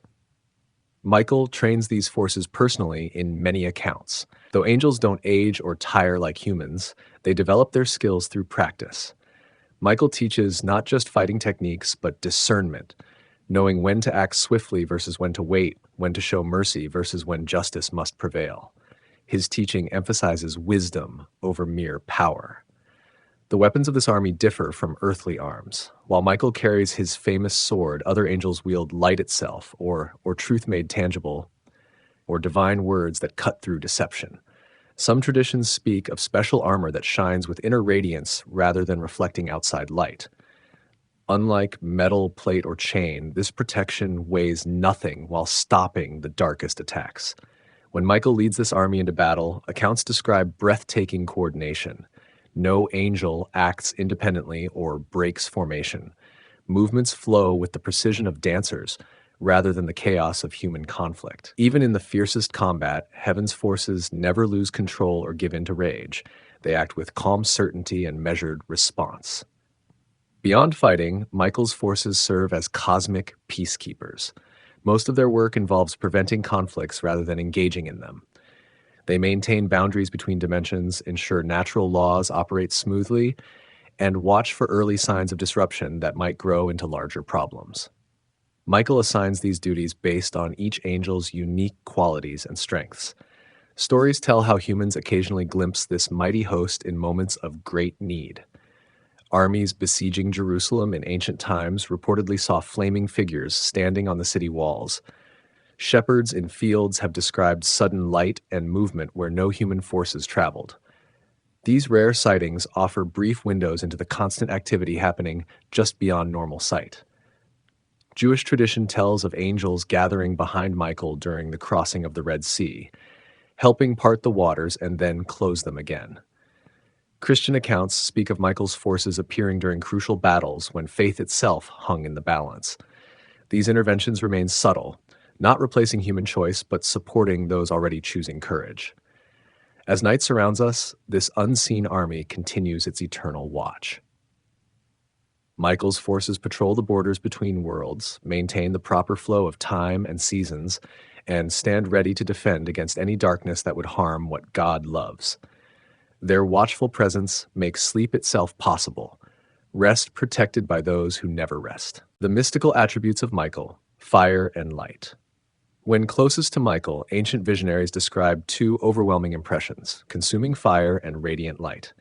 These elements define heaven's prince in mystical literature across cultures and eras. Fire appears in nearly every account of Michael. Not destructive flames that burn what they touch, but purifying fire that transforms. Jewish mystics described Michael as the burning one, whose very presence melts away falsehood and pretense. They wrote of fire flowing from his eyes, not in anger, but in perfect clarity that sees through all deception. This fire serves multiple purposes in Michael's work. It burns away spiritual infection just as physical flame might cleanse a wound. It provides light in darkness, revealing paths forward when all seems lost. It warms hearts grown cold from suffering or doubt. Unlike ordinary fire that exists to consume, Michael's flame exists to restore. Light radiates from Michael in equally distinctive ways, where Gabriel's light flashes like lightning and Raphael's glows with gentle healing warmth. Michael's light carries authority. It cuts through confusion like a lighthouse beam through fog. Those who encounter it describe not just brightness but purpose, light directed exactly where needed most. Old texts speak of Michael's light appearing in 7 colors blended into pure white. Each color represents different aspects of divine presence: justice in blue, love in red, wisdom in gold, and others beyond human naming. Together they form light so complete that darkness cannot exist within its reach, not driven away but transformed into light itself. Michael's dual nature as both warrior and healer appears clearly in these attributes. Fire and light serve both purposes perfectly. Fire destroys what harms while purifying what remains. Light both reveals danger and guides towards safety. This perfect balance makes Michael uniquely suited for his role as heaven's field commander and humanity's defender. Byzantine prayer books describe Michael's presence as terrible yet comforting, overwhelming to witness yet deeply reassuring. This paradox lives in his fire and light. Standing before such power would leave any being trembling, yet knowing this power serves only good brings profound peace. Unlike human power that might corrupt its wielder, Michael's strength remains forever tethered to divine love. Some meditation traditions teach visualization of Michael's light as protection. By picturing blue-white flames surrounding a person or place, practitioners create spiritual space where harmful influences cannot enter. Whether seen as psychological technique or mystical reality, these practices bring comfort to many seeking safety in troubled times. Artists trying to capture Michael's attributes often resort to special techniques. Gold leaf backgrounds create reflective surfaces suggesting radiance beyond ordinary light. Raised halos catch actual light in churches, making images seem to glow from within as candles flicker nearby. Some Orthodox icons use special varnishes that deepen and warm with age, suggesting the transformative effect of Michael's presence over time. Those claiming direct experience of Michael throughout history use strikingly similar language despite different cultures and eras. They describe not just seeing light, but feeling it pass through them like liquid fire, leaving them cleansed rather than consumed. Many report loss of fear as their most immediate response, not from courage, but from suddenly seeing clearly what truly matters. Several traditions understand Michael as especially present in sunrise. The moment night surrenders to day parallels his cosmic role, bringing light where darkness seemed complete. Early morning prayers often invoke him as bearer of dawn or herald of heaven's light, linking natural cycles to spiritual realities. As sleep approaches and darkness surrounds us, Michael's fire and light offer comfortable mystery, not the harsh glare of midday that shows every flaw, but the gentle guidance of stars and embers that light just enough of the path ahead. In dreams touched by such light, fears lose their power and hope finds fresh strength. The judgment of souls, Michael as the weigher of souls. At life's end, many traditions speak of a sacred moment of truth. Michael stands at this threshold, scales in hand, gently weighing each soul's journey, not with harsh judgment, but with perfect clarity that sees beyond all pretense. The image of Michael weighing souls appears across vastly different cultures. Ancient Egyptian art showed Anubis performing this task, measuring hearts against a feather, representing truth. As religious ideas traveled and blended, this powerful symbol transferred to Michael, whose scales became one of his most recognized attributes. Unlike court judgments that consider only specific actions, Michael's weighing encompasses the whole person. The scales measure not just what someone did, but who they became. Intentions matter alongside actions. Growth counts alongside accomplishment. The smallest acts of kindness register alongside grand gestures. Nothing good is too small to count. Nothing harmful remains hidden. Many medieval churches place this scene prominently above their doors.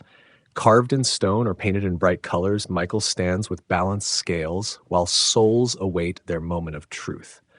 These images reminded worshippers that life involves choices with lasting consequences, not to create fear, but to inspire mindfulness about how one lives. Though the image seems stern, stories emphasize Michael's compassion during this process. Where other angels might focus solely on justice, Michael remembers mercy. He notices growth and effort alongside success or failure. The Archangel understands human struggle in ways other celestial beings might not, making him the perfect bridge between divine perfection and human limitation. In Orthodox traditions, icons show Michael holding not just scales, but also a measuring rod. This subtle addition suggests he considers each soul according to its own journey and capabilities, rather than an identical standard for all. What matters isn't reaching the same height, but growing as fully as one could with whatever gifts and challenges life provided. Jewish mystical texts describe Michael advocating for souls during this weighing. When the scale tips toward judgment, he reminds the heavenly court of good deeds that might counterbalance mistakes. He points out circumstances that made perfect choices difficult. He asks for mercy even while upholding truth, a delicate balance few others could maintain. This weighing doesn't determine worth but destination, which paths would best help each soul continue growing toward light. Those ready for greater brightness move toward it. Those needing more time find places where gentle learning can continue. The weighing sorts without rejecting, places without condemning. Personal accounts from those who've had near-death experiences sometimes mention a being of light reviewing their lives with them.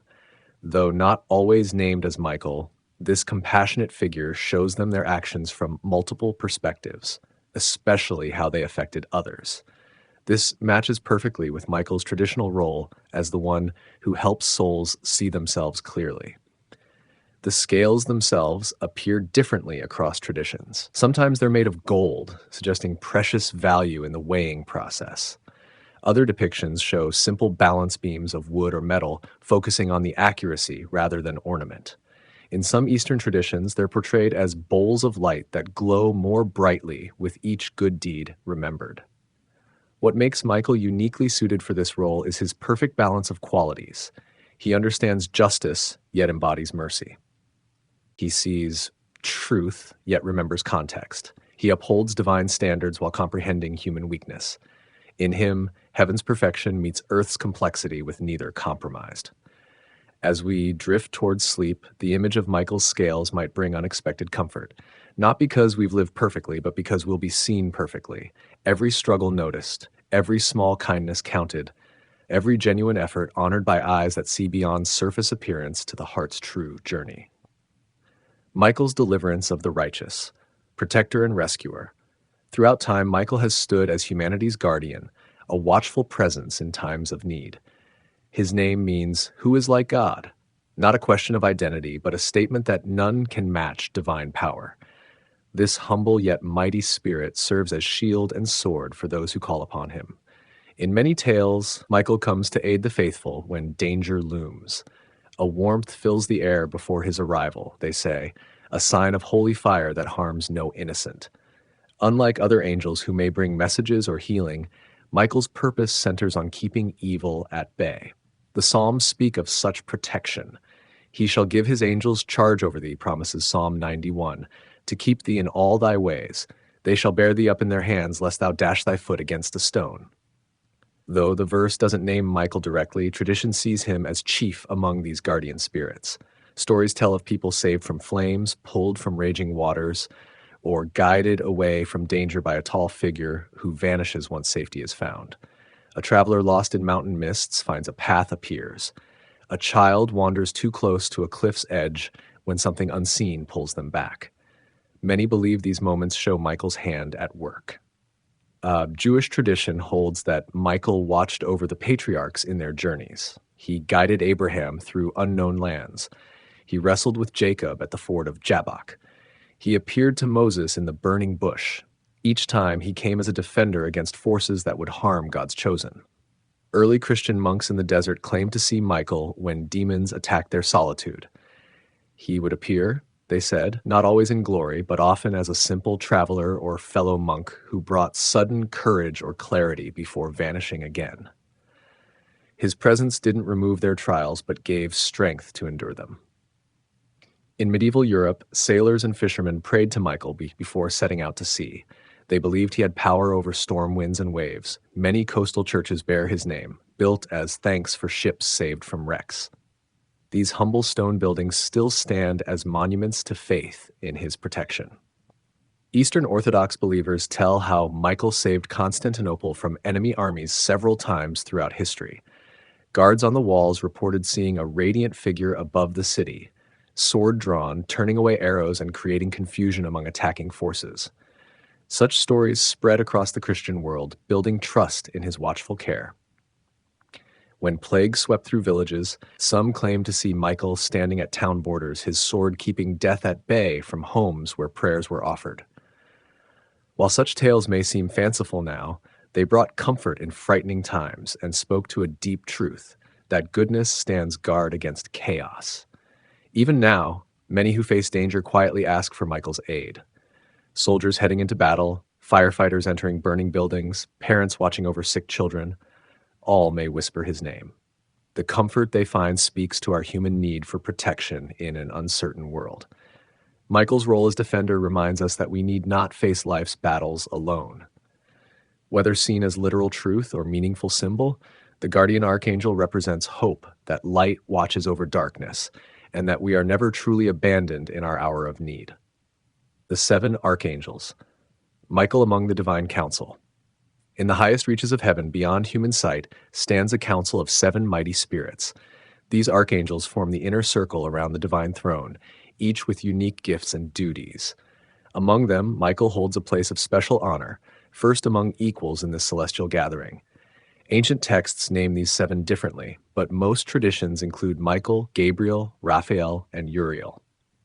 The remaining 3 appear variously as Raguel, Remiel, Sariel, Shamuel, Jophiel, or Zadkiel, depending on which writings you consult. Together, they form a complete circle of divine power, each reflecting a different aspect of heavenly light. The Book of Tobit, though not in all Bibles, speaks clearly of this council. I am Raphael, one of the 7 holy angels who present the prayers of the saints and enter into the presence of the glory of the Holy One. This passage reveals their role as both mess. When humans face their greatest challenges, war, disaster, plague, tradition holds that all 7 archangels draw near, with Michael directing their efforts. His balanced judgment determines where each should focus their unique gifts to bring the greatest help. The image of Michael among his fellow archangels reminds us that even the mightiest serve as part of a greater whole. No matter his power, Michael works in harmony with others and teaching us that true strength comes through cooperation rather than solitary effort. Michael in the Middle Ages, Crusades, and Chivalry. As Europe emerged from the Dark Ages, tales of Michael spread through castle halls and village squares alike. Knights adopted him as their patron, seeing in him the perfect blend of warrior spirit and holy purpose. His image appeared on shields, banners, and the hilts of ceremonial swords throughout Christendom. The ideal of knighthood, to protect the weak and serve a higher cause, found its perfect model in the archangel. Young men training for battle would pray to Michael for courage and skill. Unlike human heroes who might fail or fall, Michael stood as the undefeated champion, the perfect warrior who never lost sight of justice. During the Crusades, Michael's popularity soared to new heights. Soldiers marching toward Jerusalem believed he fought unseen beside them. Battle cries of "Saint Michael for us" echoed across fields as Christian forces charged against their foes. His name became a talisman thought to provide divine protection in combat. Many Crusader knights claimed visions of Michael before key battles. They described him hovering above their camps at night, sword gleaming in the darkness. Whether these sightings came from faith, fear, or the strange light of foreign skies matters less than their effect. They gave fighting men courage to face death far from home. The most famous shrine to Michael in Europe stands on a rocky island off France's coast, Mont Saint-Michel. Built on a spot where the archangel reportedly appeared to a bishop, this fortress-like abbey seemed to rise from the sea itself during high tide. Crusaders would visit to pray before journeying east, seeking Michael's blessing. Medieval artwork shows Michael in knightly armor rather than ancient robes. Artists depicted him with the weapons and protection familiar to their time: plate armor, longswords, and heraldic shields. This transformed the biblical figure into someone contemporary knights could relate to directly, a brother in arms from the heavenly realm. The chivalric code that governed knightly behavior included virtues associated with Michael: courage, justice, loyalty, and defense of the faith. Young nobles learned these principles alongside stories of the Archangel who embodied them perfectly. Michael's example showed that true strength served higher purposes rather than personal glory. Not all uses of Michael's image brought honor to his name. Some warmongers twisted his story to justify brutality against non-Christians. The archangel who showed restraint even when facing Satan became, in some hands, a symbol for religious violence. This misuse of his legacy stands as a warning about how even the purest ideals can be corrupted. Tournament grounds often featured Michael's image watching over the competitions. Knights would dedicate their victories to him, kneeling to offer thanks after successful jousts or melees. His presence reminded competitors that skill served virtue, that prowess without principle held no true value. Many knightly orders formed under Michael's patronage during this period. The Order of Saint Michael in France, founded in 1469, became one of the most prestigious. Its members swore to uphold justice and defend the realm, seeing themselves as earthly reflections of the heavenly defender. Women, too, found inspiration in Michael during medieval times. Noble ladies who managed estates while husbands fought in distant lands looked to him as a source of strength and protection. They commissioned tapestries and manuscripts depicting his victories, finding comfort in his watchful presence over their household. Castle chapels often featured Michael prominently in their decoration. His image above doorways symbolized protection against both physical and spiritual threats. Some castle designs even incorporated tactical features named for him. Saint Michael's arrow loops were special openings that allowed defenders to fire at enemies attempting to breach the walls. As the Middle Ages progressed, stories of Michael evolved from simple tales of supernatural intervention to complex allegories about the inner battle between good and evil. Priests taught that each person fought their own version of Michael's cosmic war within their heart and mind, choosing daily between divine order and selfish chaos. The legacy of medieval devotion to Michael lives on in place names, heraldic symbols, and art that survived the period. From small villages named St. Michael's Mount to family crests featuring his wings or sword, these echoes remind us how thoroughly he captured the medieval imagination. Through times of plague, famine, and endless warfare, Michael offered medieval people a vision of perfect justice wielding perfect power. In a world where earthly authorities often failed them, the Archangel represented the hope that somewhere, someone fought without fail for what was right and true. Michael and the Ladder to Heaven. The ascension of souls. When life fades and breath grows still, many traditions teach that souls begin a journey. Along this path between worlds, Michael serves as guide and guardian. He knows the way through shadow to light, the ladder that connects earth to heaven. This ladder appears in Jacob's dream in Genesis, where angels climb up and down between realms. Though not named there, later traditions placed Michael as keeper of this sacred stairway. His duty includes helping worthy souls ascend while turning away those unprepared for heaven's light. Medieval paintings often show Michael leading souls upward, his hand gently guiding them toward brightness. In these images, the dead appear small and childlike beside his towering form. They follow with expressions of wonder as he shows them the path home, a journey no mortal can make alone. Eastern Orthodox Christians believe Michael receives the soul at death, carefully wrapping it in cloths before carrying it upward. This tender image portrays death not as an end, but as a birth into greater life, with Michael serving as midwife to this spiritual transformation. The ladder itself appears differently across cultures. Some see it as actual rungs climbing through clouds. Others describe a spiral path winding upward around a mountain. Still others speak of a river of light that souls must swim against. In all versions, Michael stands nearby, encouraging those who struggle and celebrating those who rise. Each step of the ladder, some teach, represents a virtue souls must develop: patience, kindness, courage, wisdom. Michael helps the climbing soul remember these qualities they cultivated in life. Like a teacher reviewing lessons before a final test, he reminds them of what they already know but might forget in death's confusion. Not all souls climb easily. Some cling to earthly concerns, unable to release their grip on what they've left behind. Michael waits patiently with these, neither forcing their ascent nor abandoning them to darkness. Time moves differently beyond life, He can wait as long as needed for understanding to dawn. Folk beliefs from many regions describe Michael weighing good deeds against sins before allowing souls to climb. This image blends with his role as guardian of the ladder. Not just anyone may pass, but only those ready for heaven's purity. Yet, stories emphasize his fairness and mercy in this judgment. Some medieval texts describe demons attempting to pull climbing souls from the ladder. Here, Michael serves as defender, his sword keeping dark forces at bay while souls continue upward. These tales present death as the final battle between light and darkness for each person's eternal destiny.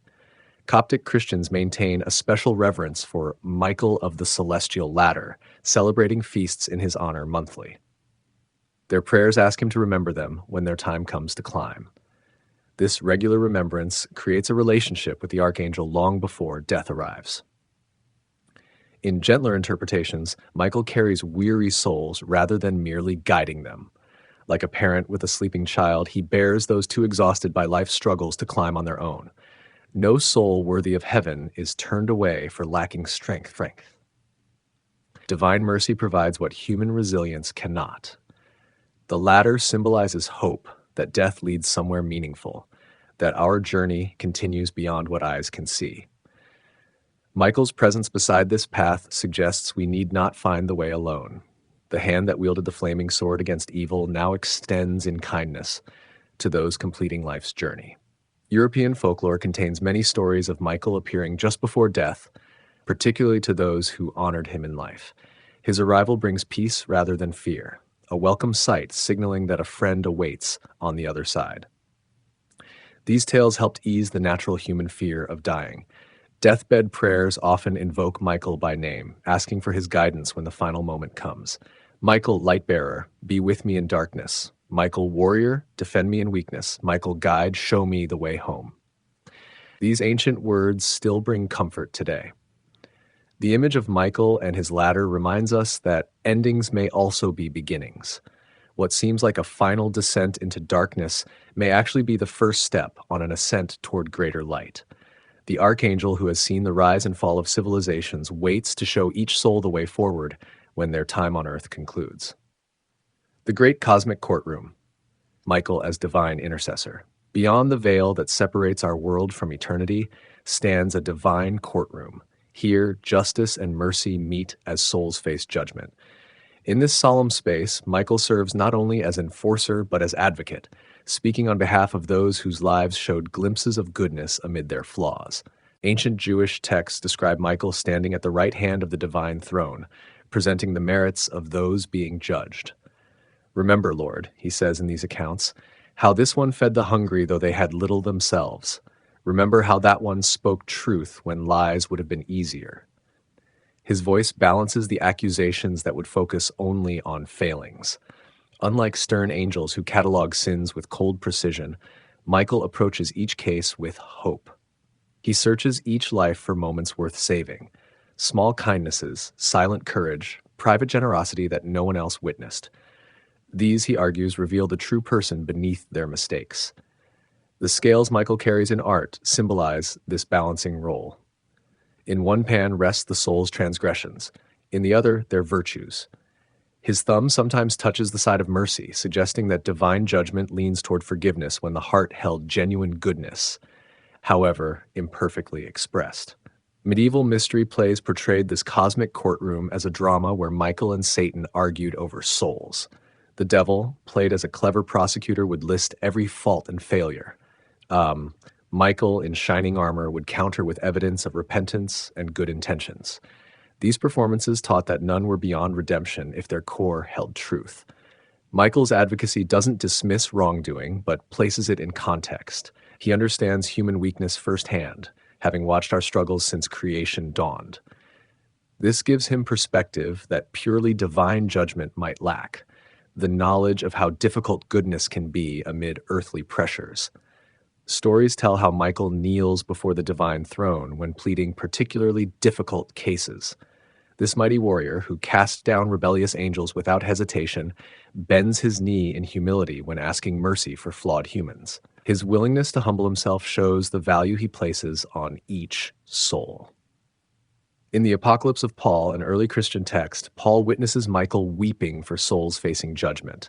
This tender image reveals the depth of the archangel's compassion. He fights not only for divine justice, but for human redemption. The tears of the warrior angel suggest that true strength includes the courage to feel deeply. Some traditions teach that Michael shows souls their own lives from heaven's perspective before judgment begins. This vision reveals both the harm and healing they caused, often in ways they never realized while living. Many souls, seeing clearly at last, judge themselves more harshly than any divine court would. Michael then steps forward as counselor, helping them understand that awareness itself begins healing. The soul that recognizes its failures has already taken the first step toward redemption. This understanding forms the core of Michael's defense. Not that humans achieve perfection, but that they can learn and grow beyond their worst moments. Orthodox Christians call Michael taxiarch, a word meaning commander, but also referring to one who brings order from chaos. In the cosmic courtroom, he brings order to the messy reality of human lives, finding patterns of meaning in what might otherwise seem random failures and successes. Jewish Midrash tells how Michael brings forward not just individual good deeds, but the ripple effects those actions created through time.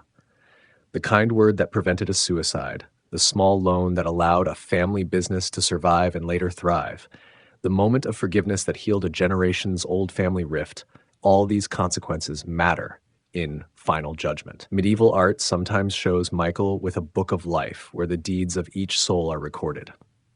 Unlike Satan's accusing list, Michael's book includes context and intention alongside actions. He reads from it selectively, emphasizing moments that reveal character rather than isolated failures. As intercessor, Michael bridges divine perfection and human imperfection. He understands both perspectives, the holy standard of complete goodness and the struggle of creatures fighting their own nature to achieve even partial virtue. This dual awareness makes him the ideal advocate when mortal lives face immortal judgment. The image of Michael pleading our case offers hope that we are not judged solely on our worst moments or greatest failures. The divine court, with Michael's voice present, sees the full story of each life, including potential never fulfilled, goodness attempted though imperfectly achieved, and love offered even when clumsily expressed. The Celestial Dragon Slayer, Michael's ultimate victory. No image of Michael appears more often in art than his triumph over the dragon. Sword raised, foot pressing down on the writhing serpent, he stands as the ultimate slayer of chaos. This powerful symbol speaks to something deep in human hearts, our hope that light ultimately defeats darkness. The book of Revelation paints this scene in vivid strokes. And there was war in heaven. Michael and his angels fought against the dragon, and the dragon fought and his angels and prevailed not. This cosmic battle represents more than just one fight. It captures the eternal struggle between order and chaos, good and evil. The dragon bears many names across traditions: Satan, Lucifer, the adversary, the ancient serpent. Whatever the title, it represents forces that threaten to unmake creation and return all to darkness. Its scales shine with false beauty. Its fire consumes rather than warms. Its wings shadow hope rather than lifting spirits upward. Michael faces this threat not with matching rage, but with righteous clarity. His sword swings not from hatred, but from love of what the dragon would destroy.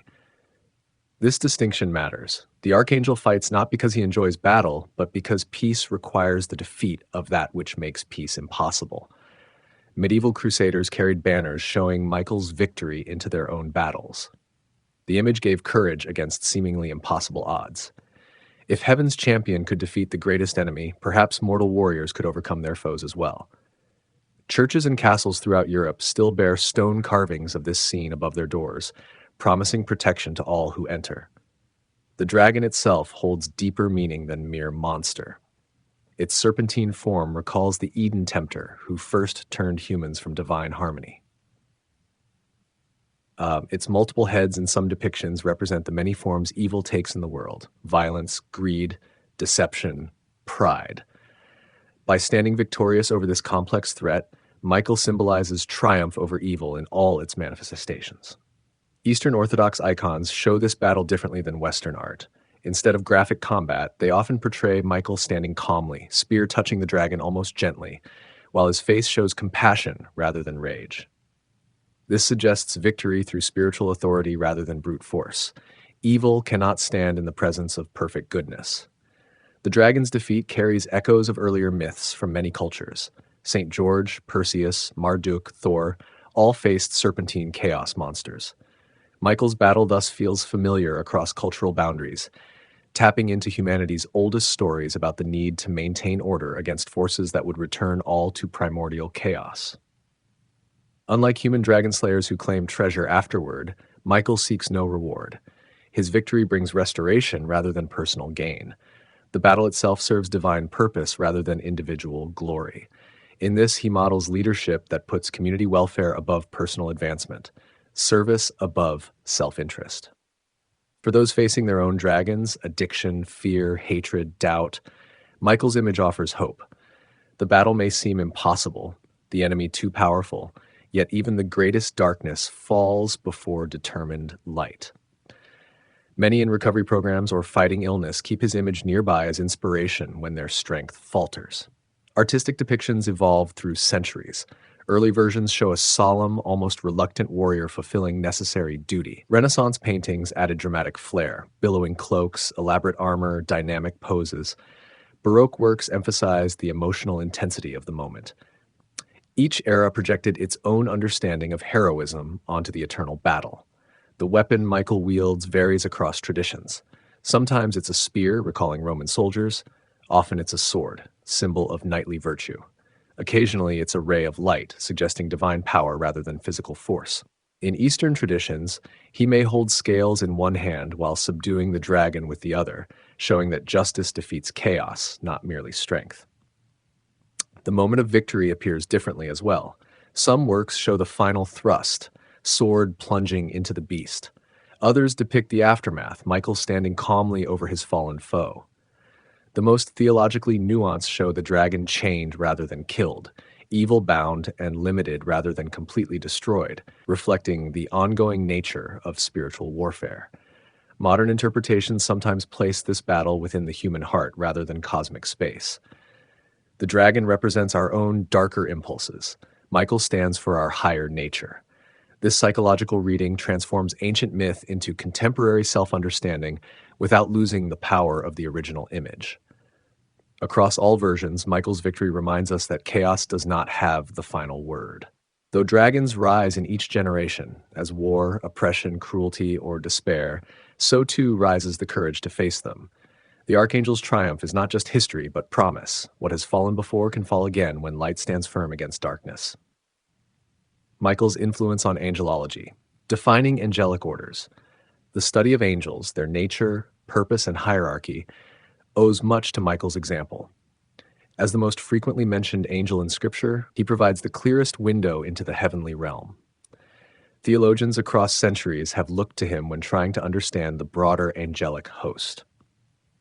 Early Christian writers like Pseudo-Dionysius developed complex systems describing 9 choirs of angels arranged in 3 spheres. At the top stood seraphim, cherubim, and thrones, beings of pure worship and contemplation. The middle ranks included dominions, virtues, and powers, administrators of cosmic order. The lowest sphere contained principalities, archangels, and angels, messengers who interact most directly with humanity. In this elaborate structure, Michael holds a unique position. Though named an archangel from the lowest sphere, his authority and access to divine presence suggest higher standing. Some traditions resolve this by placing him as leader of the archangels while granting him honorary status among the seraphim. Others see him moving freely between ranks as divine purpose requires. Thomas Aquinas, the medieval theologian, used Michael as his model when describing angelic intelligence. Unlike humans who learn gradually through experience, angels grasp truth instantly and completely. Michael's decisive actions in Scripture, his battle with Satan, his defense of Israel, showed this clarity of understanding. No hesitation slowed him. No confusion clouded his purpose. Michael's fiery sword became central to understanding angelic nature. Unlike physical fire that consumes, angelic flame transforms. It burns away impurity without destroying what is good. When Michael wields his sword, he separates truth from falsehood, right from wrong, a living embodiment of discernment rather than destruction. The wings that carry Michael between heaven and earth prompted extensive theological discussion. Do angels actually have wings, or is this symbolic language for human benefit? The consensus emerged that spiritual beings need no physical means of movement, yet may manifest wings when appearing to humans, helping us grasp their freedom from earthly constraints through familiar imagery. Michael's appearances in human form raise questions about angelic bodies. Could purely spiritual beings take physical shape? The answer, drawn from Michael's biblical encounters, suggested that angels could create temporary physical manifestations when their missions required interaction with the material world. The concept of guardian angels, spirits assigned to protect individuals, grew partly from Michael's protective role over Israel. If the mighty archangel watched over an entire nation, perhaps lesser angels might guard individual souls. This comforting belief took root across cultures, offering people hope that unseen helpers stood nearby in times of need. Medieval scholars debated whether angels like Michael could feel emotions.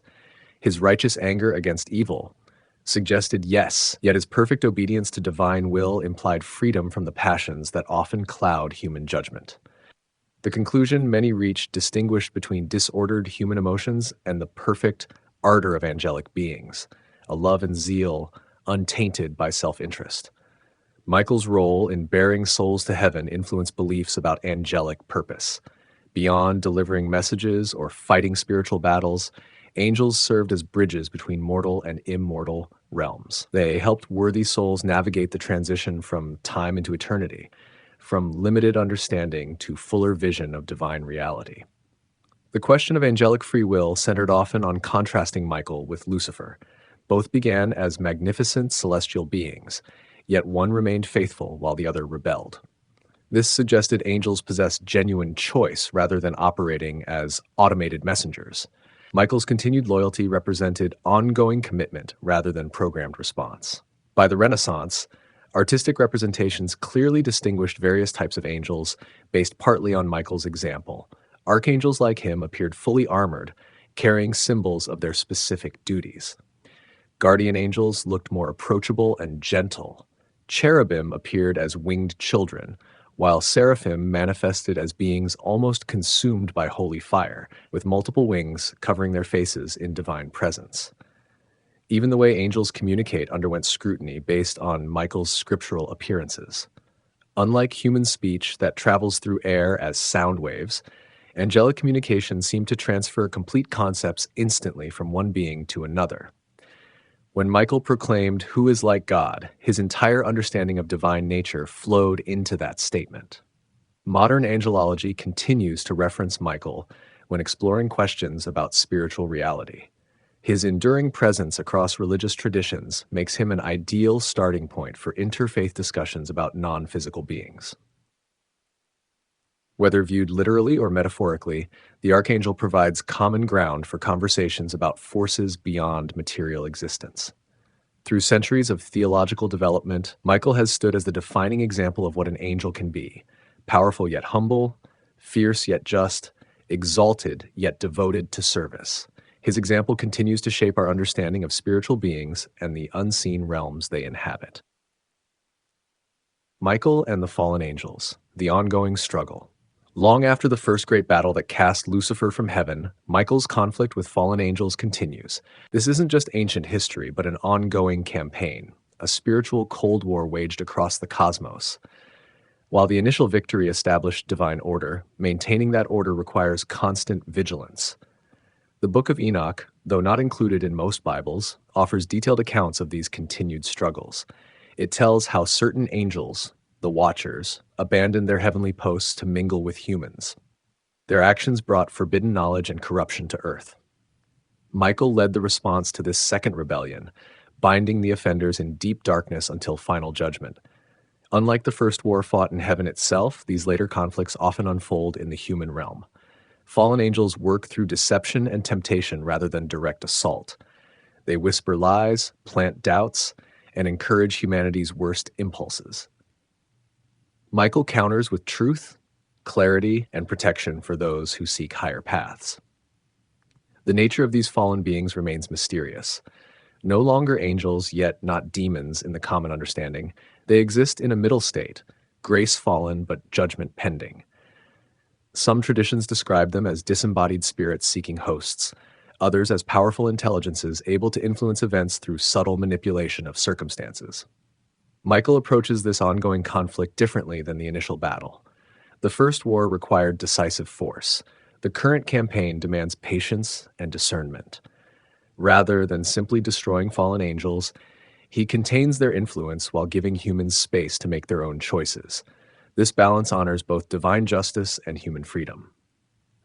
Apocryphal texts describe specific encounters between Michael and named fallen angels. The Archangel confronts Azazel, who taught humans to make weapons and cosmetics, perverting creation for destruction and vanity. He faces Semyaza, who led the Watchers' rebellion. Each confrontation becomes a teaching moment about specific forms of corruption and their remedies.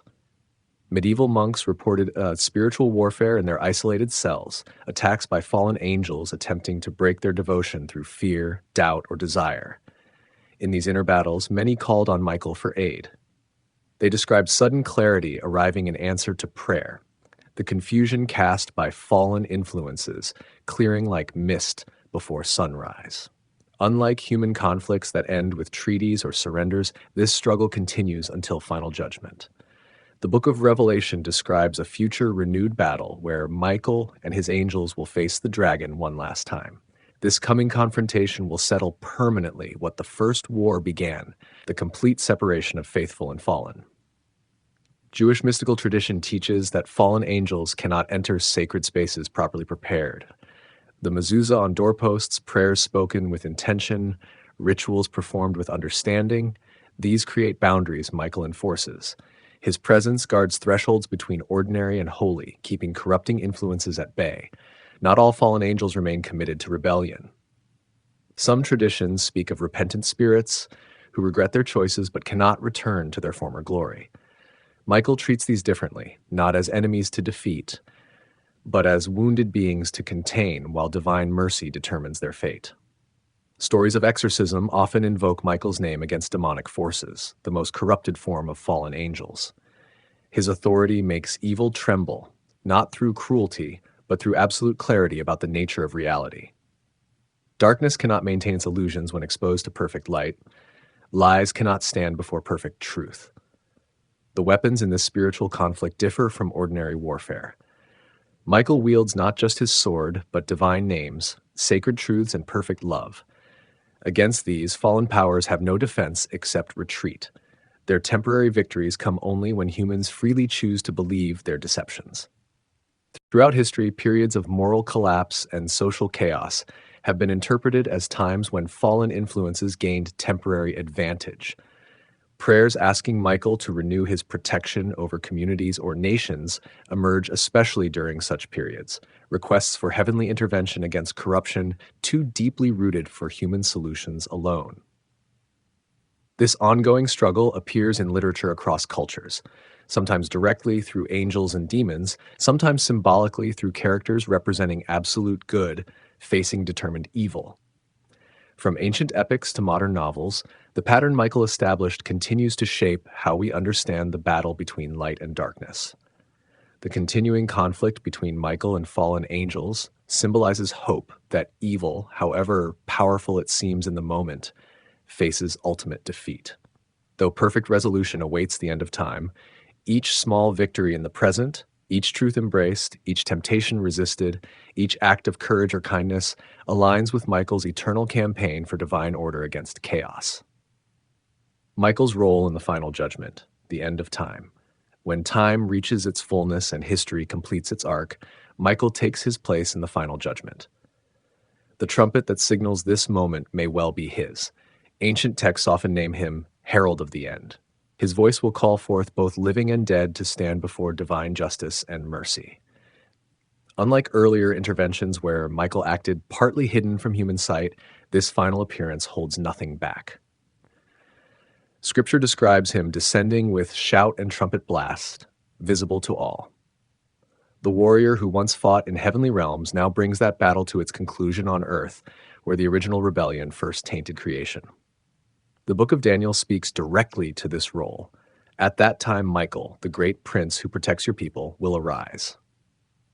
This rising marks transition from guardian to judge, from protecting during history's course to implementing its final resolution. The patient watchman becomes the decisive actor. As souls gather for judgment, Michael stands with his scales.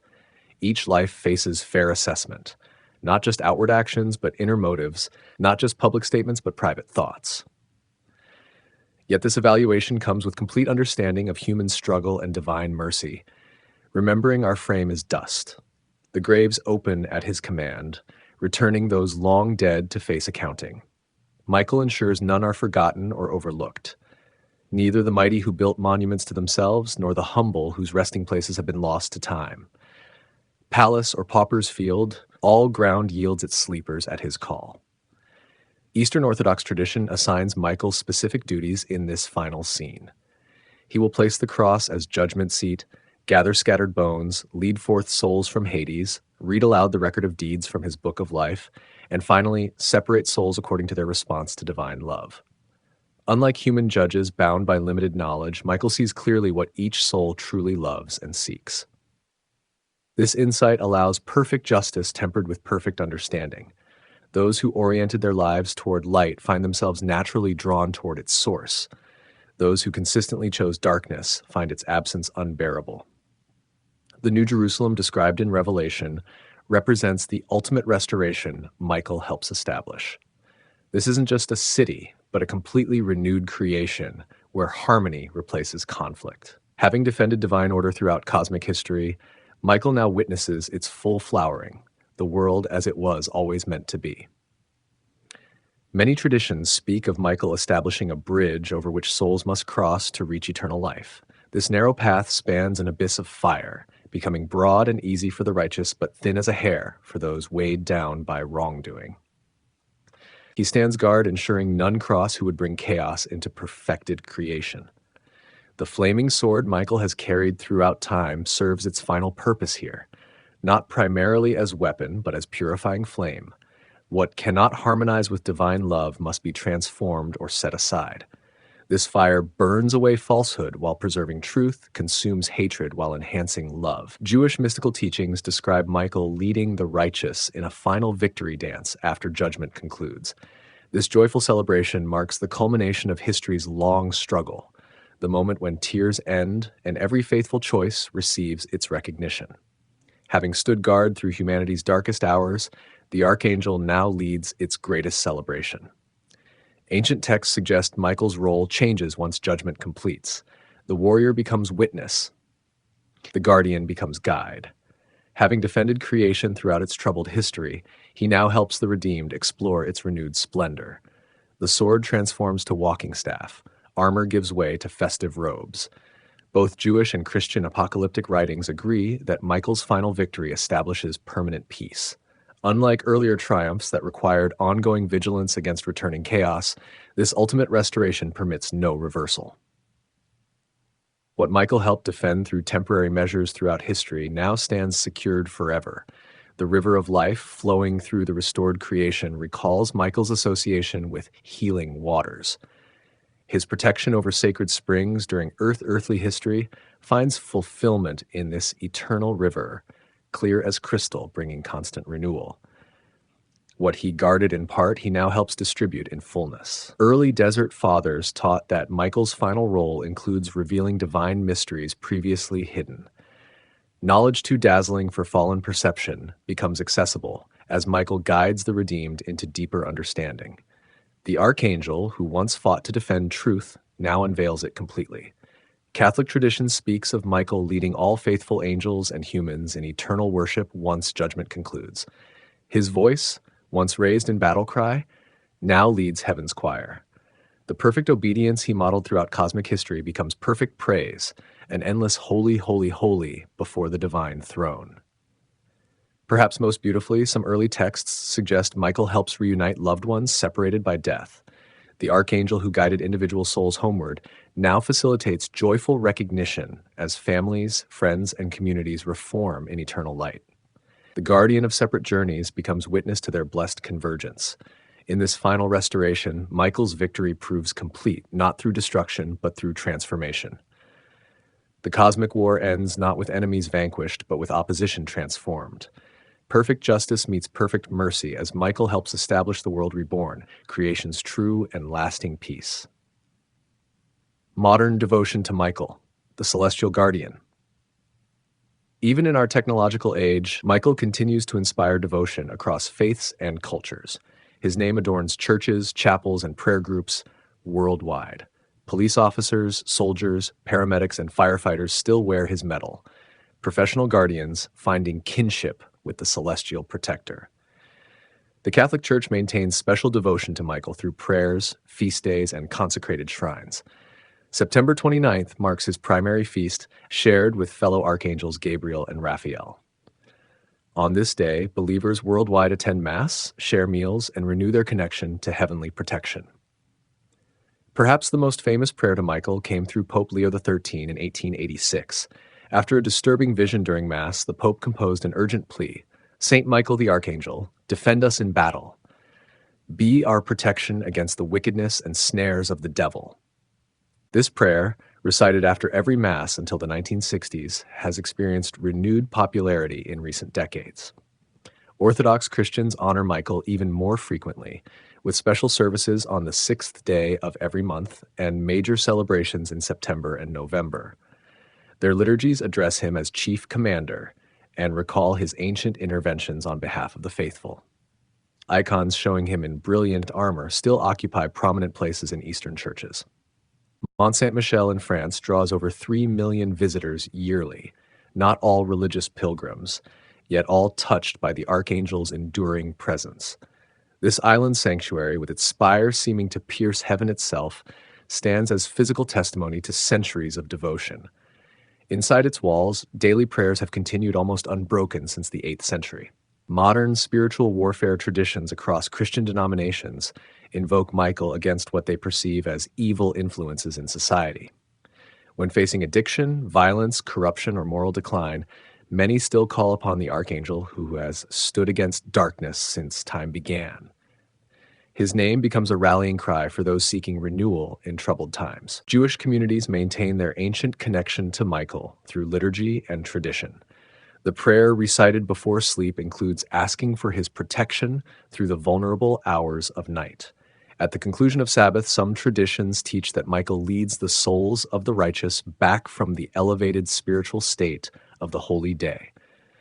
Across Latin America, Michael enjoys particular devotion as patron of police forces and military units. Statues showing him subduing evil stand in town squares and government buildings. Annual processions honor his protection, with uniformed officers carrying his image through streets while families offer prayers for safety. Even those with no formal religious affiliation often recognize Michael as an archetype of protective strength. His image appears in popular culture, literature, and art, sometimes directly referenced, sometimes inspiring fictional guardians who share his qualities of courage, justice, and unwavering defense of the innocent. Hospital chapels frequently feature Michael's image, acknowledging the spiritual battle that often accompanies physical healing. Patients facing difficult diagnoses or treatments find comfort in the presence of the Archangel, known for both strength and compassion.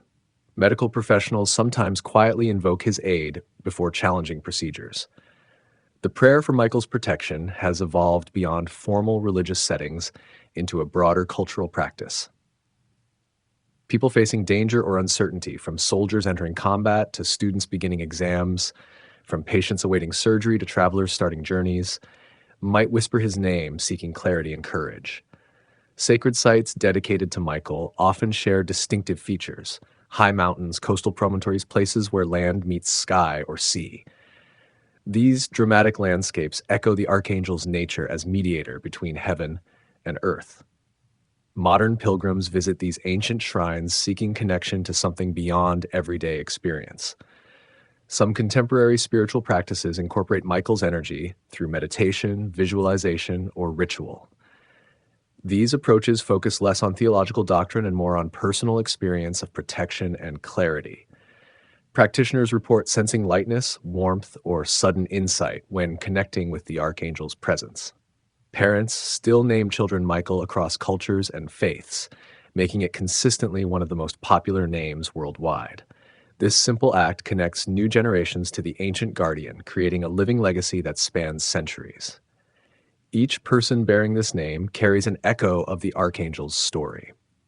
In times of global uncertainty, pandemic, war, environmental crisis, interest in Michael typically surges. People seek reassurance that chaos doesn't have the final word, that somewhere beyond human sight stands a defender of order and justice. The ancient archangel meets modern anxiety with timeless presence. Michael's contemporary appeal lies partly in his balance of strength with restraint.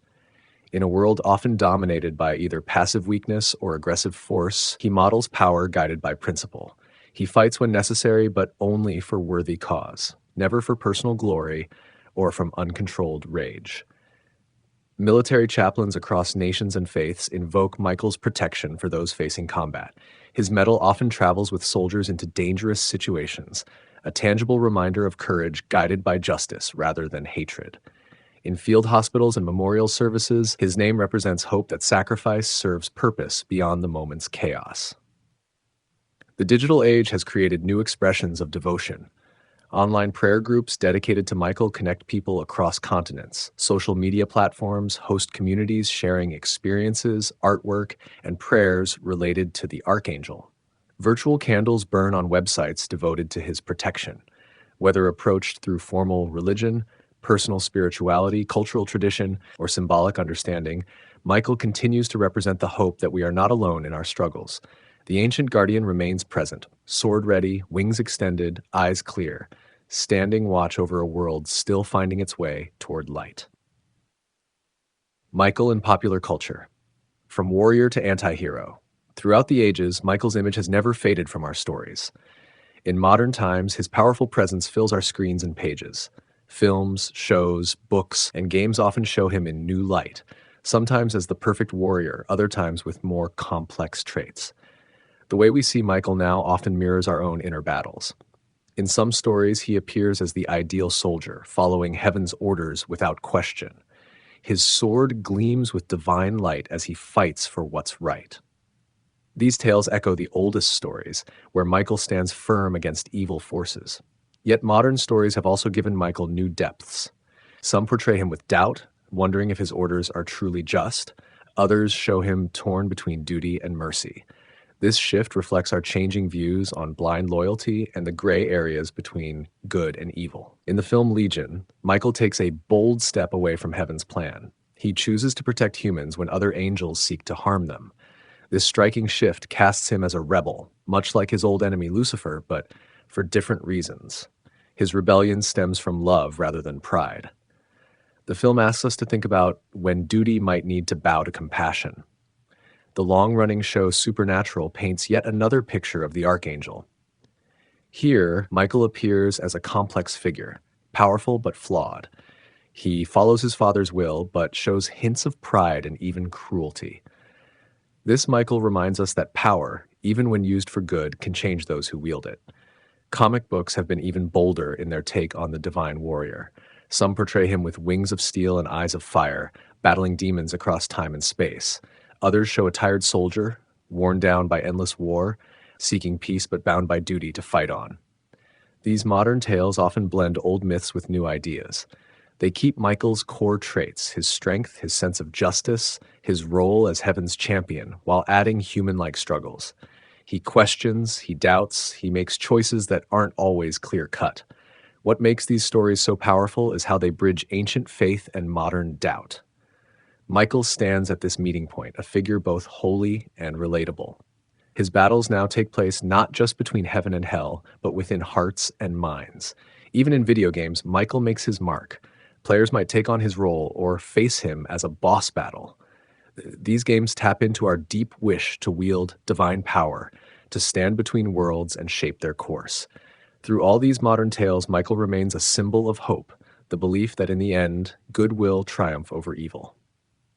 Yet now his story also speaks to our struggles with duty, choice, and the search for a just path in a world filled with shades of gray. Michael as a psychopomp, guide to the afterlife. When the final breath leaves our bodies, ancient beliefs tell us we don't face the unknown alone. In many stories, Michael comes to guide souls across the threshold between worlds. This gentle role balances his fierce warrior image, showing the archangel's tender side. In countless medieval paintings, Michael holds scales to weigh the souls of the dead. His gaze shows not harsh judgment, but careful attention. Each spirit receives its due, each life measured with divine care. These images once brought comfort to those who feared what waits beyond life's end. Old tales tell how Michael greets the newly departed with a soft light that cuts through death's shadow. Unlike the cold touch of the reaper, his presence offers warmth and guidance. He knows the way through strange paths to each soul's proper place. This role links Michael to other guides of the dead across world myths, like the Egyptian Anubis, who led souls to their judgment, or the Greek Hermes, who guided spirits to the river Styx. All these figures serve as bridges between life and what comes after. The concept of a kind guide through death's gate meets a deep human need. We fear not just death itself, but being lost after it. Michael's role as psychopomp, a Greek word meaning guide of souls, soothes this fear. He ensures no one wanders alone through the vast unknown. In Eastern Orthodox traditions, icons often show Michael gently cradling souls like precious gifts. His wings wrap around the departed like a shield, keeping them safe on their final journey. These images speak to our hope that death, like birth, happens under caring watch. Some old stories claim Michael stands at the gates between worlds, not just to judge, but to welcome those who lived well. He greets good souls as old friends rather than as a stern gatekeeper. His sword stays sheathed when he plays this gentler role. Parish churches across Europe often painted Michael on walls near burial grounds. These images reminded mourners that their loved ones had a guide on their last journey. Even as bodies returned to earth, souls found their way home with heaven's help.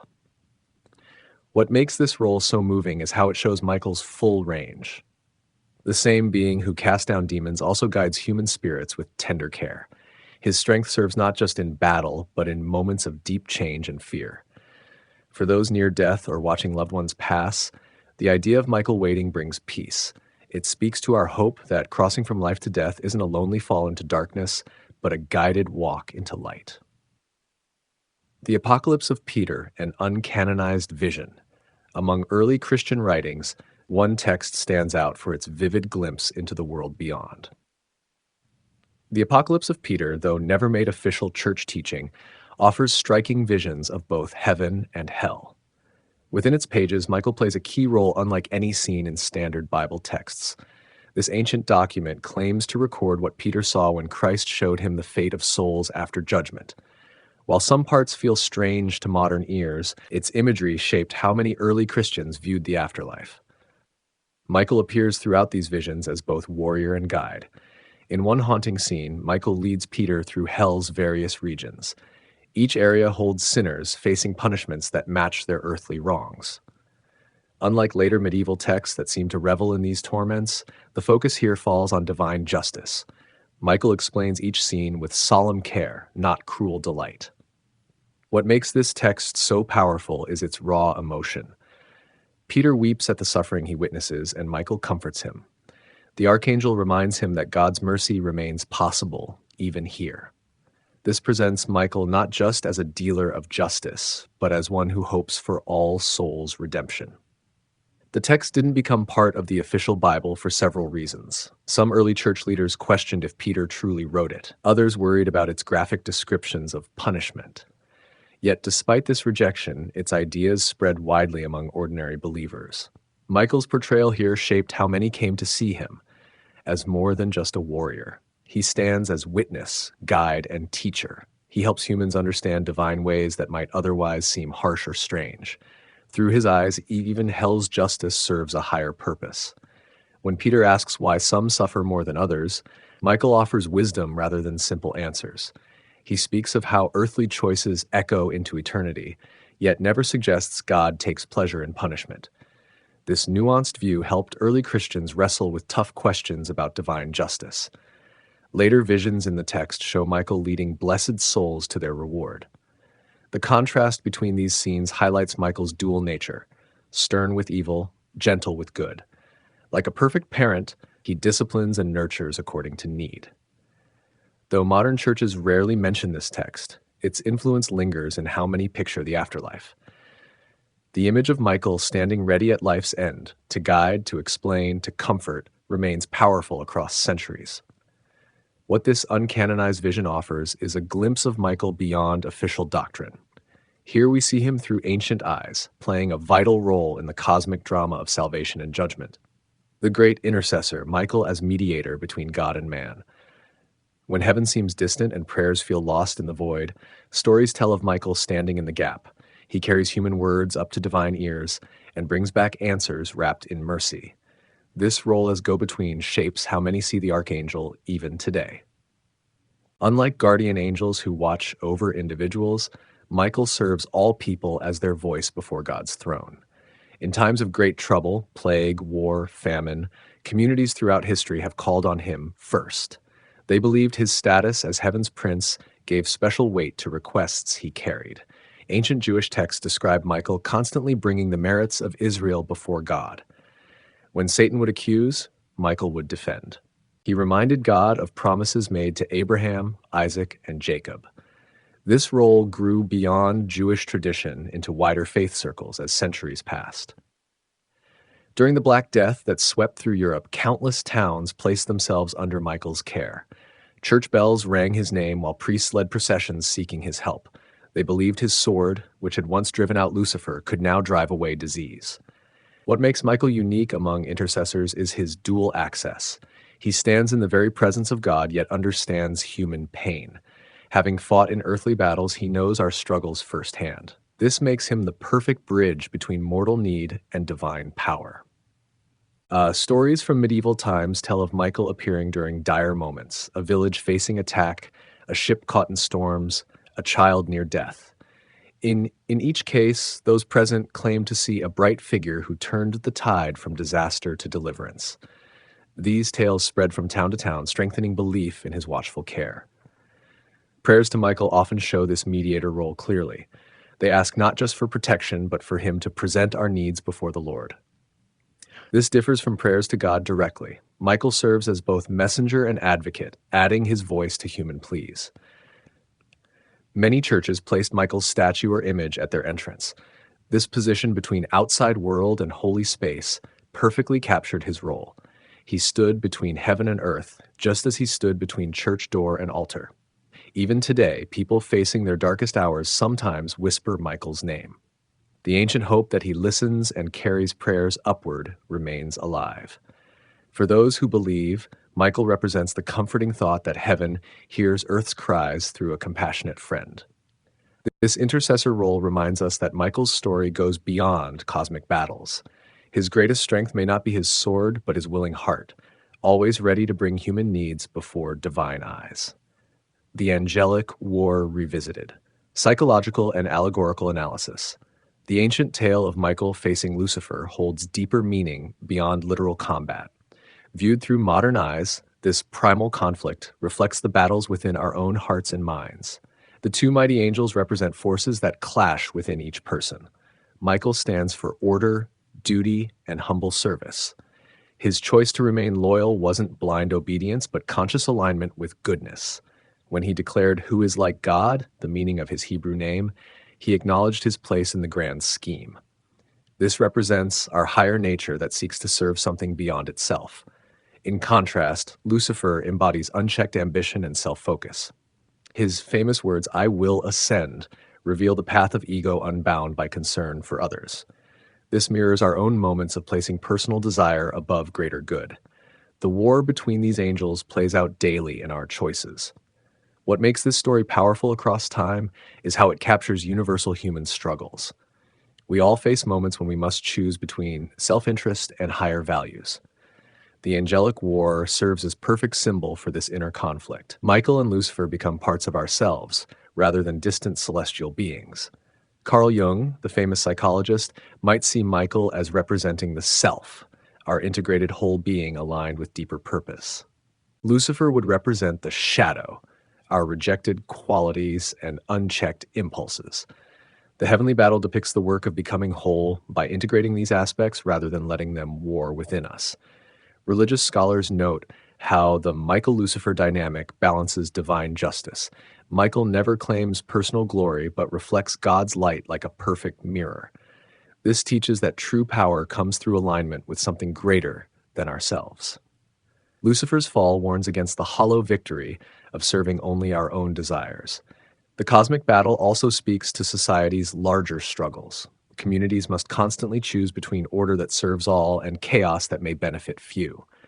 Michael represents the protective force that maintains boundaries and upholds justice for the common good. What's most striking is how this ancient story anticipated modern psychological insights. Long before we had words like ego and higher self, this myth captured the essence of human inner conflict. The war in heaven provides a map for understanding our own internal battles. When facing hard choices, many find wisdom in asking which force they're following, Michael's humble strength or Lucifer's proud rebellion. This makes the Archangel not just a distant figure, but a guide for daily living. His story becomes a template for making choices aligned with our better nature. Through this psychological lens, the angelic war transforms from distant myth to intimate reality. It plays out not just in cosmic realms, but in human hearts facing everyday decisions about how to live and whom to serve. Michael and the Age of Prophecy, Modern-Day Visions and Predictions. In quiet corners of our modern world, Michael's name still echoes in whispered prophecies. Despite our digital age, ancient visions of the warrior angel returning at history's end remain powerful. These beliefs cross boundaries between established churches and new spiritual movements. From small prayer groups to large ministries, many claim special knowledge about Michael's current work. They speak of him gathering invisible armies, preparing for final battles only he can see.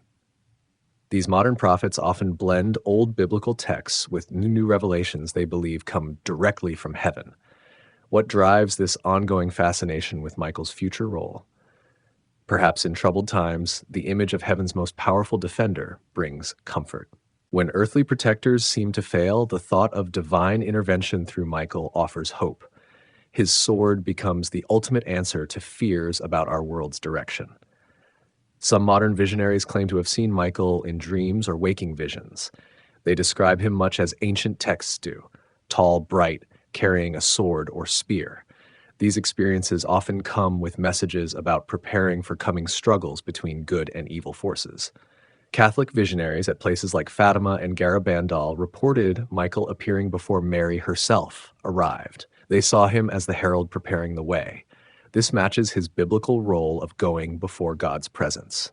Modern seers continue this tradition, claiming Michael appears as prelude to greater divine messages.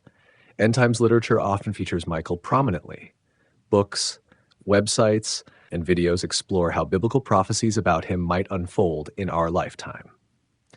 While mainstream scholars urge caution about such specific predictions, these ideas spread widely among those hungry for signs of divine plans. What sets modern prophecies apart is their urgency. Many claim Michael's return sits just around the corner. They point to current events, wars, climate shifts, moral debates, as signs that the final battle approaches. Michael watches from the wings, sword ready, waiting for his cue. Some modern prophetic movements go beyond passive waiting. They actively seek to partner with Michael's perceived work. Prayer warriors gather to fight alongside him in spiritual warfare. They use his name as password and protection against forces they believe oppose God's plan for Earth. Whether these modern visions reflect divine truth or human hope remains beyond our knowing. What's clear is that Michael's story continues to evolve and speak to new generations. His image as heaven's warrior adapts to each era's fears and needs. For those drawn to these prophecies, Michael represents the promise that good will ultimately triumph. When human efforts seem small against global challenges, the thought of heaven's armies, led by the great Archangel, offers renewed courage to face uncertain days. Michael in the Age of the Apocalypse, the defender of humanity. As dark clouds gather on the horizon of human history, ancient stories about Michael take on fresh urgency. End-time beliefs across many faith traditions place him center stage as humanity's shield against final darkness. His role expands from heaven's general to Earth's last protector. When talking about the end of days, many picture Michael standing guard over faithful communities. Old texts suggest he watches with special care over those who keep true faith amid growing shadows. Unlike other angels who sound trumpets or pour out judgment, Michael's main task involves defense rather than destruction. The concept of rapture, where believers are caught up to safety before worse tribulations, often includes Michael as key figure. Some traditions teach he leads the gathering of faithful souls, ensuring none who truly believe are left behind. His wings stretch wide to shelter those under his care during Earth's final storm. Tales from desert monks to modern mystics describe Michael marking homes and hearts that seek good in evil times. Like the blood that marked doorways during Passover in ancient Egypt, Michael's blessing sets apart those he will defend when chaos rises. This brings comfort to those who fear being forgotten in times of widespread trouble. What makes these stories powerful isn't just their drama, but their hope. Even in darkest visions of the future, Michael represents the promise that good people won't face evil alone. The mightiest defender in creation stands ready with drawn sword when human strength fails. Some traditions describe Michael battling not just demons, but also a final earthly tyrant, often called Antichrist. As this figure rises to power through lies and false wonders, Michael works behind scenes, limiting harm until the appointed time. He can't prevent all suffering, but ensures evil never wins complete victory. Prayers written for end times often call on Michael directly. They ask him to stand in troubled times and defend us in battle against forces seeking to crush hope and faith. These words balance fear of coming darkness with trust in heaven's proven champion. Jewish tradition holds that during Earth's final crisis, Michael will rise up to protect Israel in its greatest need. Christian teachings expand this to include all who hold true faith. Both views share core belief that when things look bleakest, heaven's strongest defender steps forward. What comfort these beliefs bring to those living through personal or global darkness. The image of Michael with drawn sword reminds us that light fights for us even when shadows seem to win. No matter how powerful evil appears, something stronger stands against it. These end-time roles complete Michael's story arc from creation's beginning to its renewal. The angel who casts down pride at time's dawn returns to defend humility at time's close. His mission comes full circle as he helps usher in new heavens and new earth. Michael and the mystical orders, knights, warriors, and secret societies. Through shadowed halls of history, groups of devoted followers have gathered under Michael's banner. From open orders of knights to hidden brotherhoods, these societies took the Archangel as their patron and model. They sought to bring heaven's justice into earthly realms. The Knights of St. Michael formed one of the earliest such groups in medieval France. These warrior monks swore oaths not just to earthly lords, but to heaven's general himself. Before riding into battle, they would kneel in prayer, asking Michael to guide their swords as he guided his own. Their banner bore his image, wings spread, sword raised, a sight meant to bring courage to friends and fear to foes. What drove men to form these orders went beyond simple faith. They sought direct connection to divine power through Michael's example. By modeling his virtues, courage, loyalty, righteous strength, they hoped to become living extensions of heavenly might. Their motto often echoed Michael's own name cry, "Who is like God?" Tales spread through Europe of battlefield miracles linked to these orders. Soldiers claimed to see a bright figure leading the charge when Michael's knights fought against great odds. Whether vision or hope made visible, these stories strengthened belief in the Archangel's active presence in human conflicts. Not all Michael-devoted groups fought physical battles. Some formed quieter brotherhoods dedicated to spiritual warfare. They gathered in monastery cells or secret chambers to pray against what they saw as evil's spread. Their weapons were words and rituals rather than steel, yet they considered themselves no less Michael's soldiers. Some of these groups developed complex initiation rites, mirroring Michael's virtues. New members might stand night-long vigils before an image of the Archangel seeking visions or guidance. Others faced tests of courage and faith meant to prove their worthiness to serve under his banner. The line between devotion and superstition sometimes blurred within these orders. Some claimed special amulets or prayers that guaranteed Michael's protection in battle. Others developed elaborate rituals they believed would summon his direct aid. Church authorities often viewed such practices with suspicion, seeing them as straying from proper faith into magic. Yet not all such groups fell into excess. Many simply sought to honor Michael's example through lives of service and protection. They defended travelers, guarded holy sites, and stood against those who preyed on the weak. In this practical devotion, they perhaps came closest to embodying what Michael represents. Even today, military and protective services around the world maintain connections to Michael. Police badges in many countries bear his image. Paratroopers and special forces units invoke him as patron. These modern warriors continue ancient traditions of seeking Michael's courage when facing danger.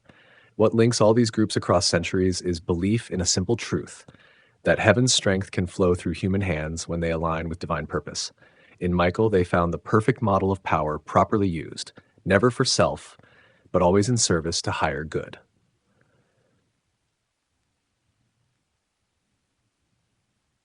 Protector of the faithful. As night blankets the world and shadows lengthen, an ancient comfort remains, belief in watchful eyes that never close, in Michael standing guard. Through ages of human struggle, the image of the eternal guardian brings peace to troubled hearts. Unlike saints who once walked as mortals, Michael represents protection that predates humanity itself. He stood guard at creation's dawn and will remain at his post until time's end. This timeless vigilance makes him the perfect symbol of God's constant care, never sleeping, never turning away, never abandoning his charge. Parents throughout history have whispered Michael's name over children's beds, believing his wings spread invisible shelter through darkest nights. Travelers have carried medals bearing his image, trusting his guidance on dangerous roads. Soldiers have etched his likeness on shields and later on dog tags, seeking his protection amid battle's chaos. What makes this guardian role so powerful is its personal nature. Though Michael watches over all creation, traditions hold that he responds to individual need. The mightiest angel becomes a personal defender to even the smallest child who calls his name. Power beyond stars bends close to human whispers. Churches built high on dangerous mountain passes often bear Michael's name. Their bells ring through alpine storms, thus guiding lost travelers toward safety. These sanctuaries stand as physical reminders of spiritual truth, that help remains available even in life's most treacherous passages. Stories from many cultures tell of Michael appearing when hope seems lost, a light in darkness, a sudden path through danger, a voice offering guidance when all seems confusion. These accounts share striking similarities despite coming from different times and places. They speak to deep human longing for divine protection made visible. The image of Michael standing with drawn sword appears on countless amulets, icons, and prayer cards. Yet his protection works through more than objects.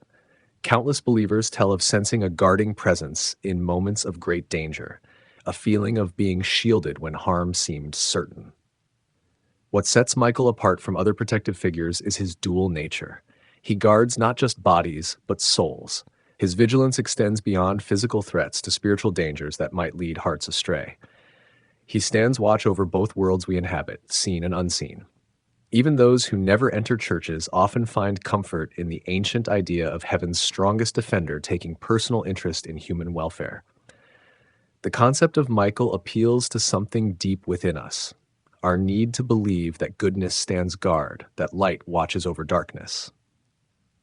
This guardian role completes our understanding of Michael. Beyond warrior, beyond judge, he is at heart the perfect protector, the one who stands between danger and those he loves, sword drawn, wings spread, eyes ever watchful through the longest night. The legacy of Michael, the eternal warrior and divine enforcer. As our journey through Michael's story comes to close, we find ourselves looking at a legacy that spans time itself. From ancient scrolls to modern screens, the Archangel's presence weaves through human imagination like golden thread. His story bridges worlds, connecting heaven to earth, linking past to future. What makes Michael endure when other ancient figures fade? Perhaps it's how he embodies perfect strength used perfectly well. In a world where power often corrupts, Michael represents might that remains forever true to its purpose. His sword serves justice alone, his strength protects rather than dominates. Through countless artistic visions, Michael appears with consistent traits: wings of impossible scale, armor catching heaven's light, a face both kind and fierce. Yet beyond these physical details lies his true appeal. He stands for the hope that cosmic forces care about human fate, that we don't face darkness alone. Jewish tradition honors him as Israel's special guardian. Christian teachings name him heaven's field commander. Muslim texts call him the angel of nature's might. Across these faiths, Michael remains remarkably constant, the good warrior whose battles serve divine plan rather than personal glory. His story speaks to universal human needs. We all seek protection in vulnerable moments. We all hope justice will ultimately prevail against wrongdoing. We all wonder if higher powers watch over human affairs. Michael addresses these deep questions without words, his very existence serving as answer. What lessons might we draw from his eternal vigil? Perhaps that strength finds highest purpose in service rather than domination. That true power protects more than it destroys. That standing firm against wrong matters, even when victory seems distant. These simple truths shine through his complex story. For those who believe in Michael's reality, he offers daily comfort. For those who see him as powerful symbol, he provides rich insight into human hopes and fears. Either way, his presence enriches how we understand both heaven and ourselves. As stars wheel overhead and another night embraces the world, Michael's watch continues. The sword remains ready, the wings spread wide. The ancient battle plays on beyond human sight, and the eternal guardian keeps his post. His story began before time as we know it and stretches beyond what we can see. Like stars that burn long after human eyes close in sleep, Michael represents truths that outlast any single life or age. The greatest angel's greatest gift may be this lasting reminder that light watches over darkness, that courage stands against fear, that love proves stronger than all that would destroy it. And so we leave Michael as we found him, wings catching heaven's light, sword gleaming with truth, eyes fixed on horizons we cannot see. The Prince of Angels continues his eternal mission while we rest, guarding the boundaries between worlds, between right and wrong, between all that was and all that might yet be. In the quiet of night, as your thoughts slow and sleep approaches, perhaps you might sense unseen wings spreading above you. Perhaps on the edge of dreams, you might catch the faintest glimmer of a sword that has never failed in its purpose. For Michael stands watch, now as always, over a world wrapped in darkness, but never beyond light's reach.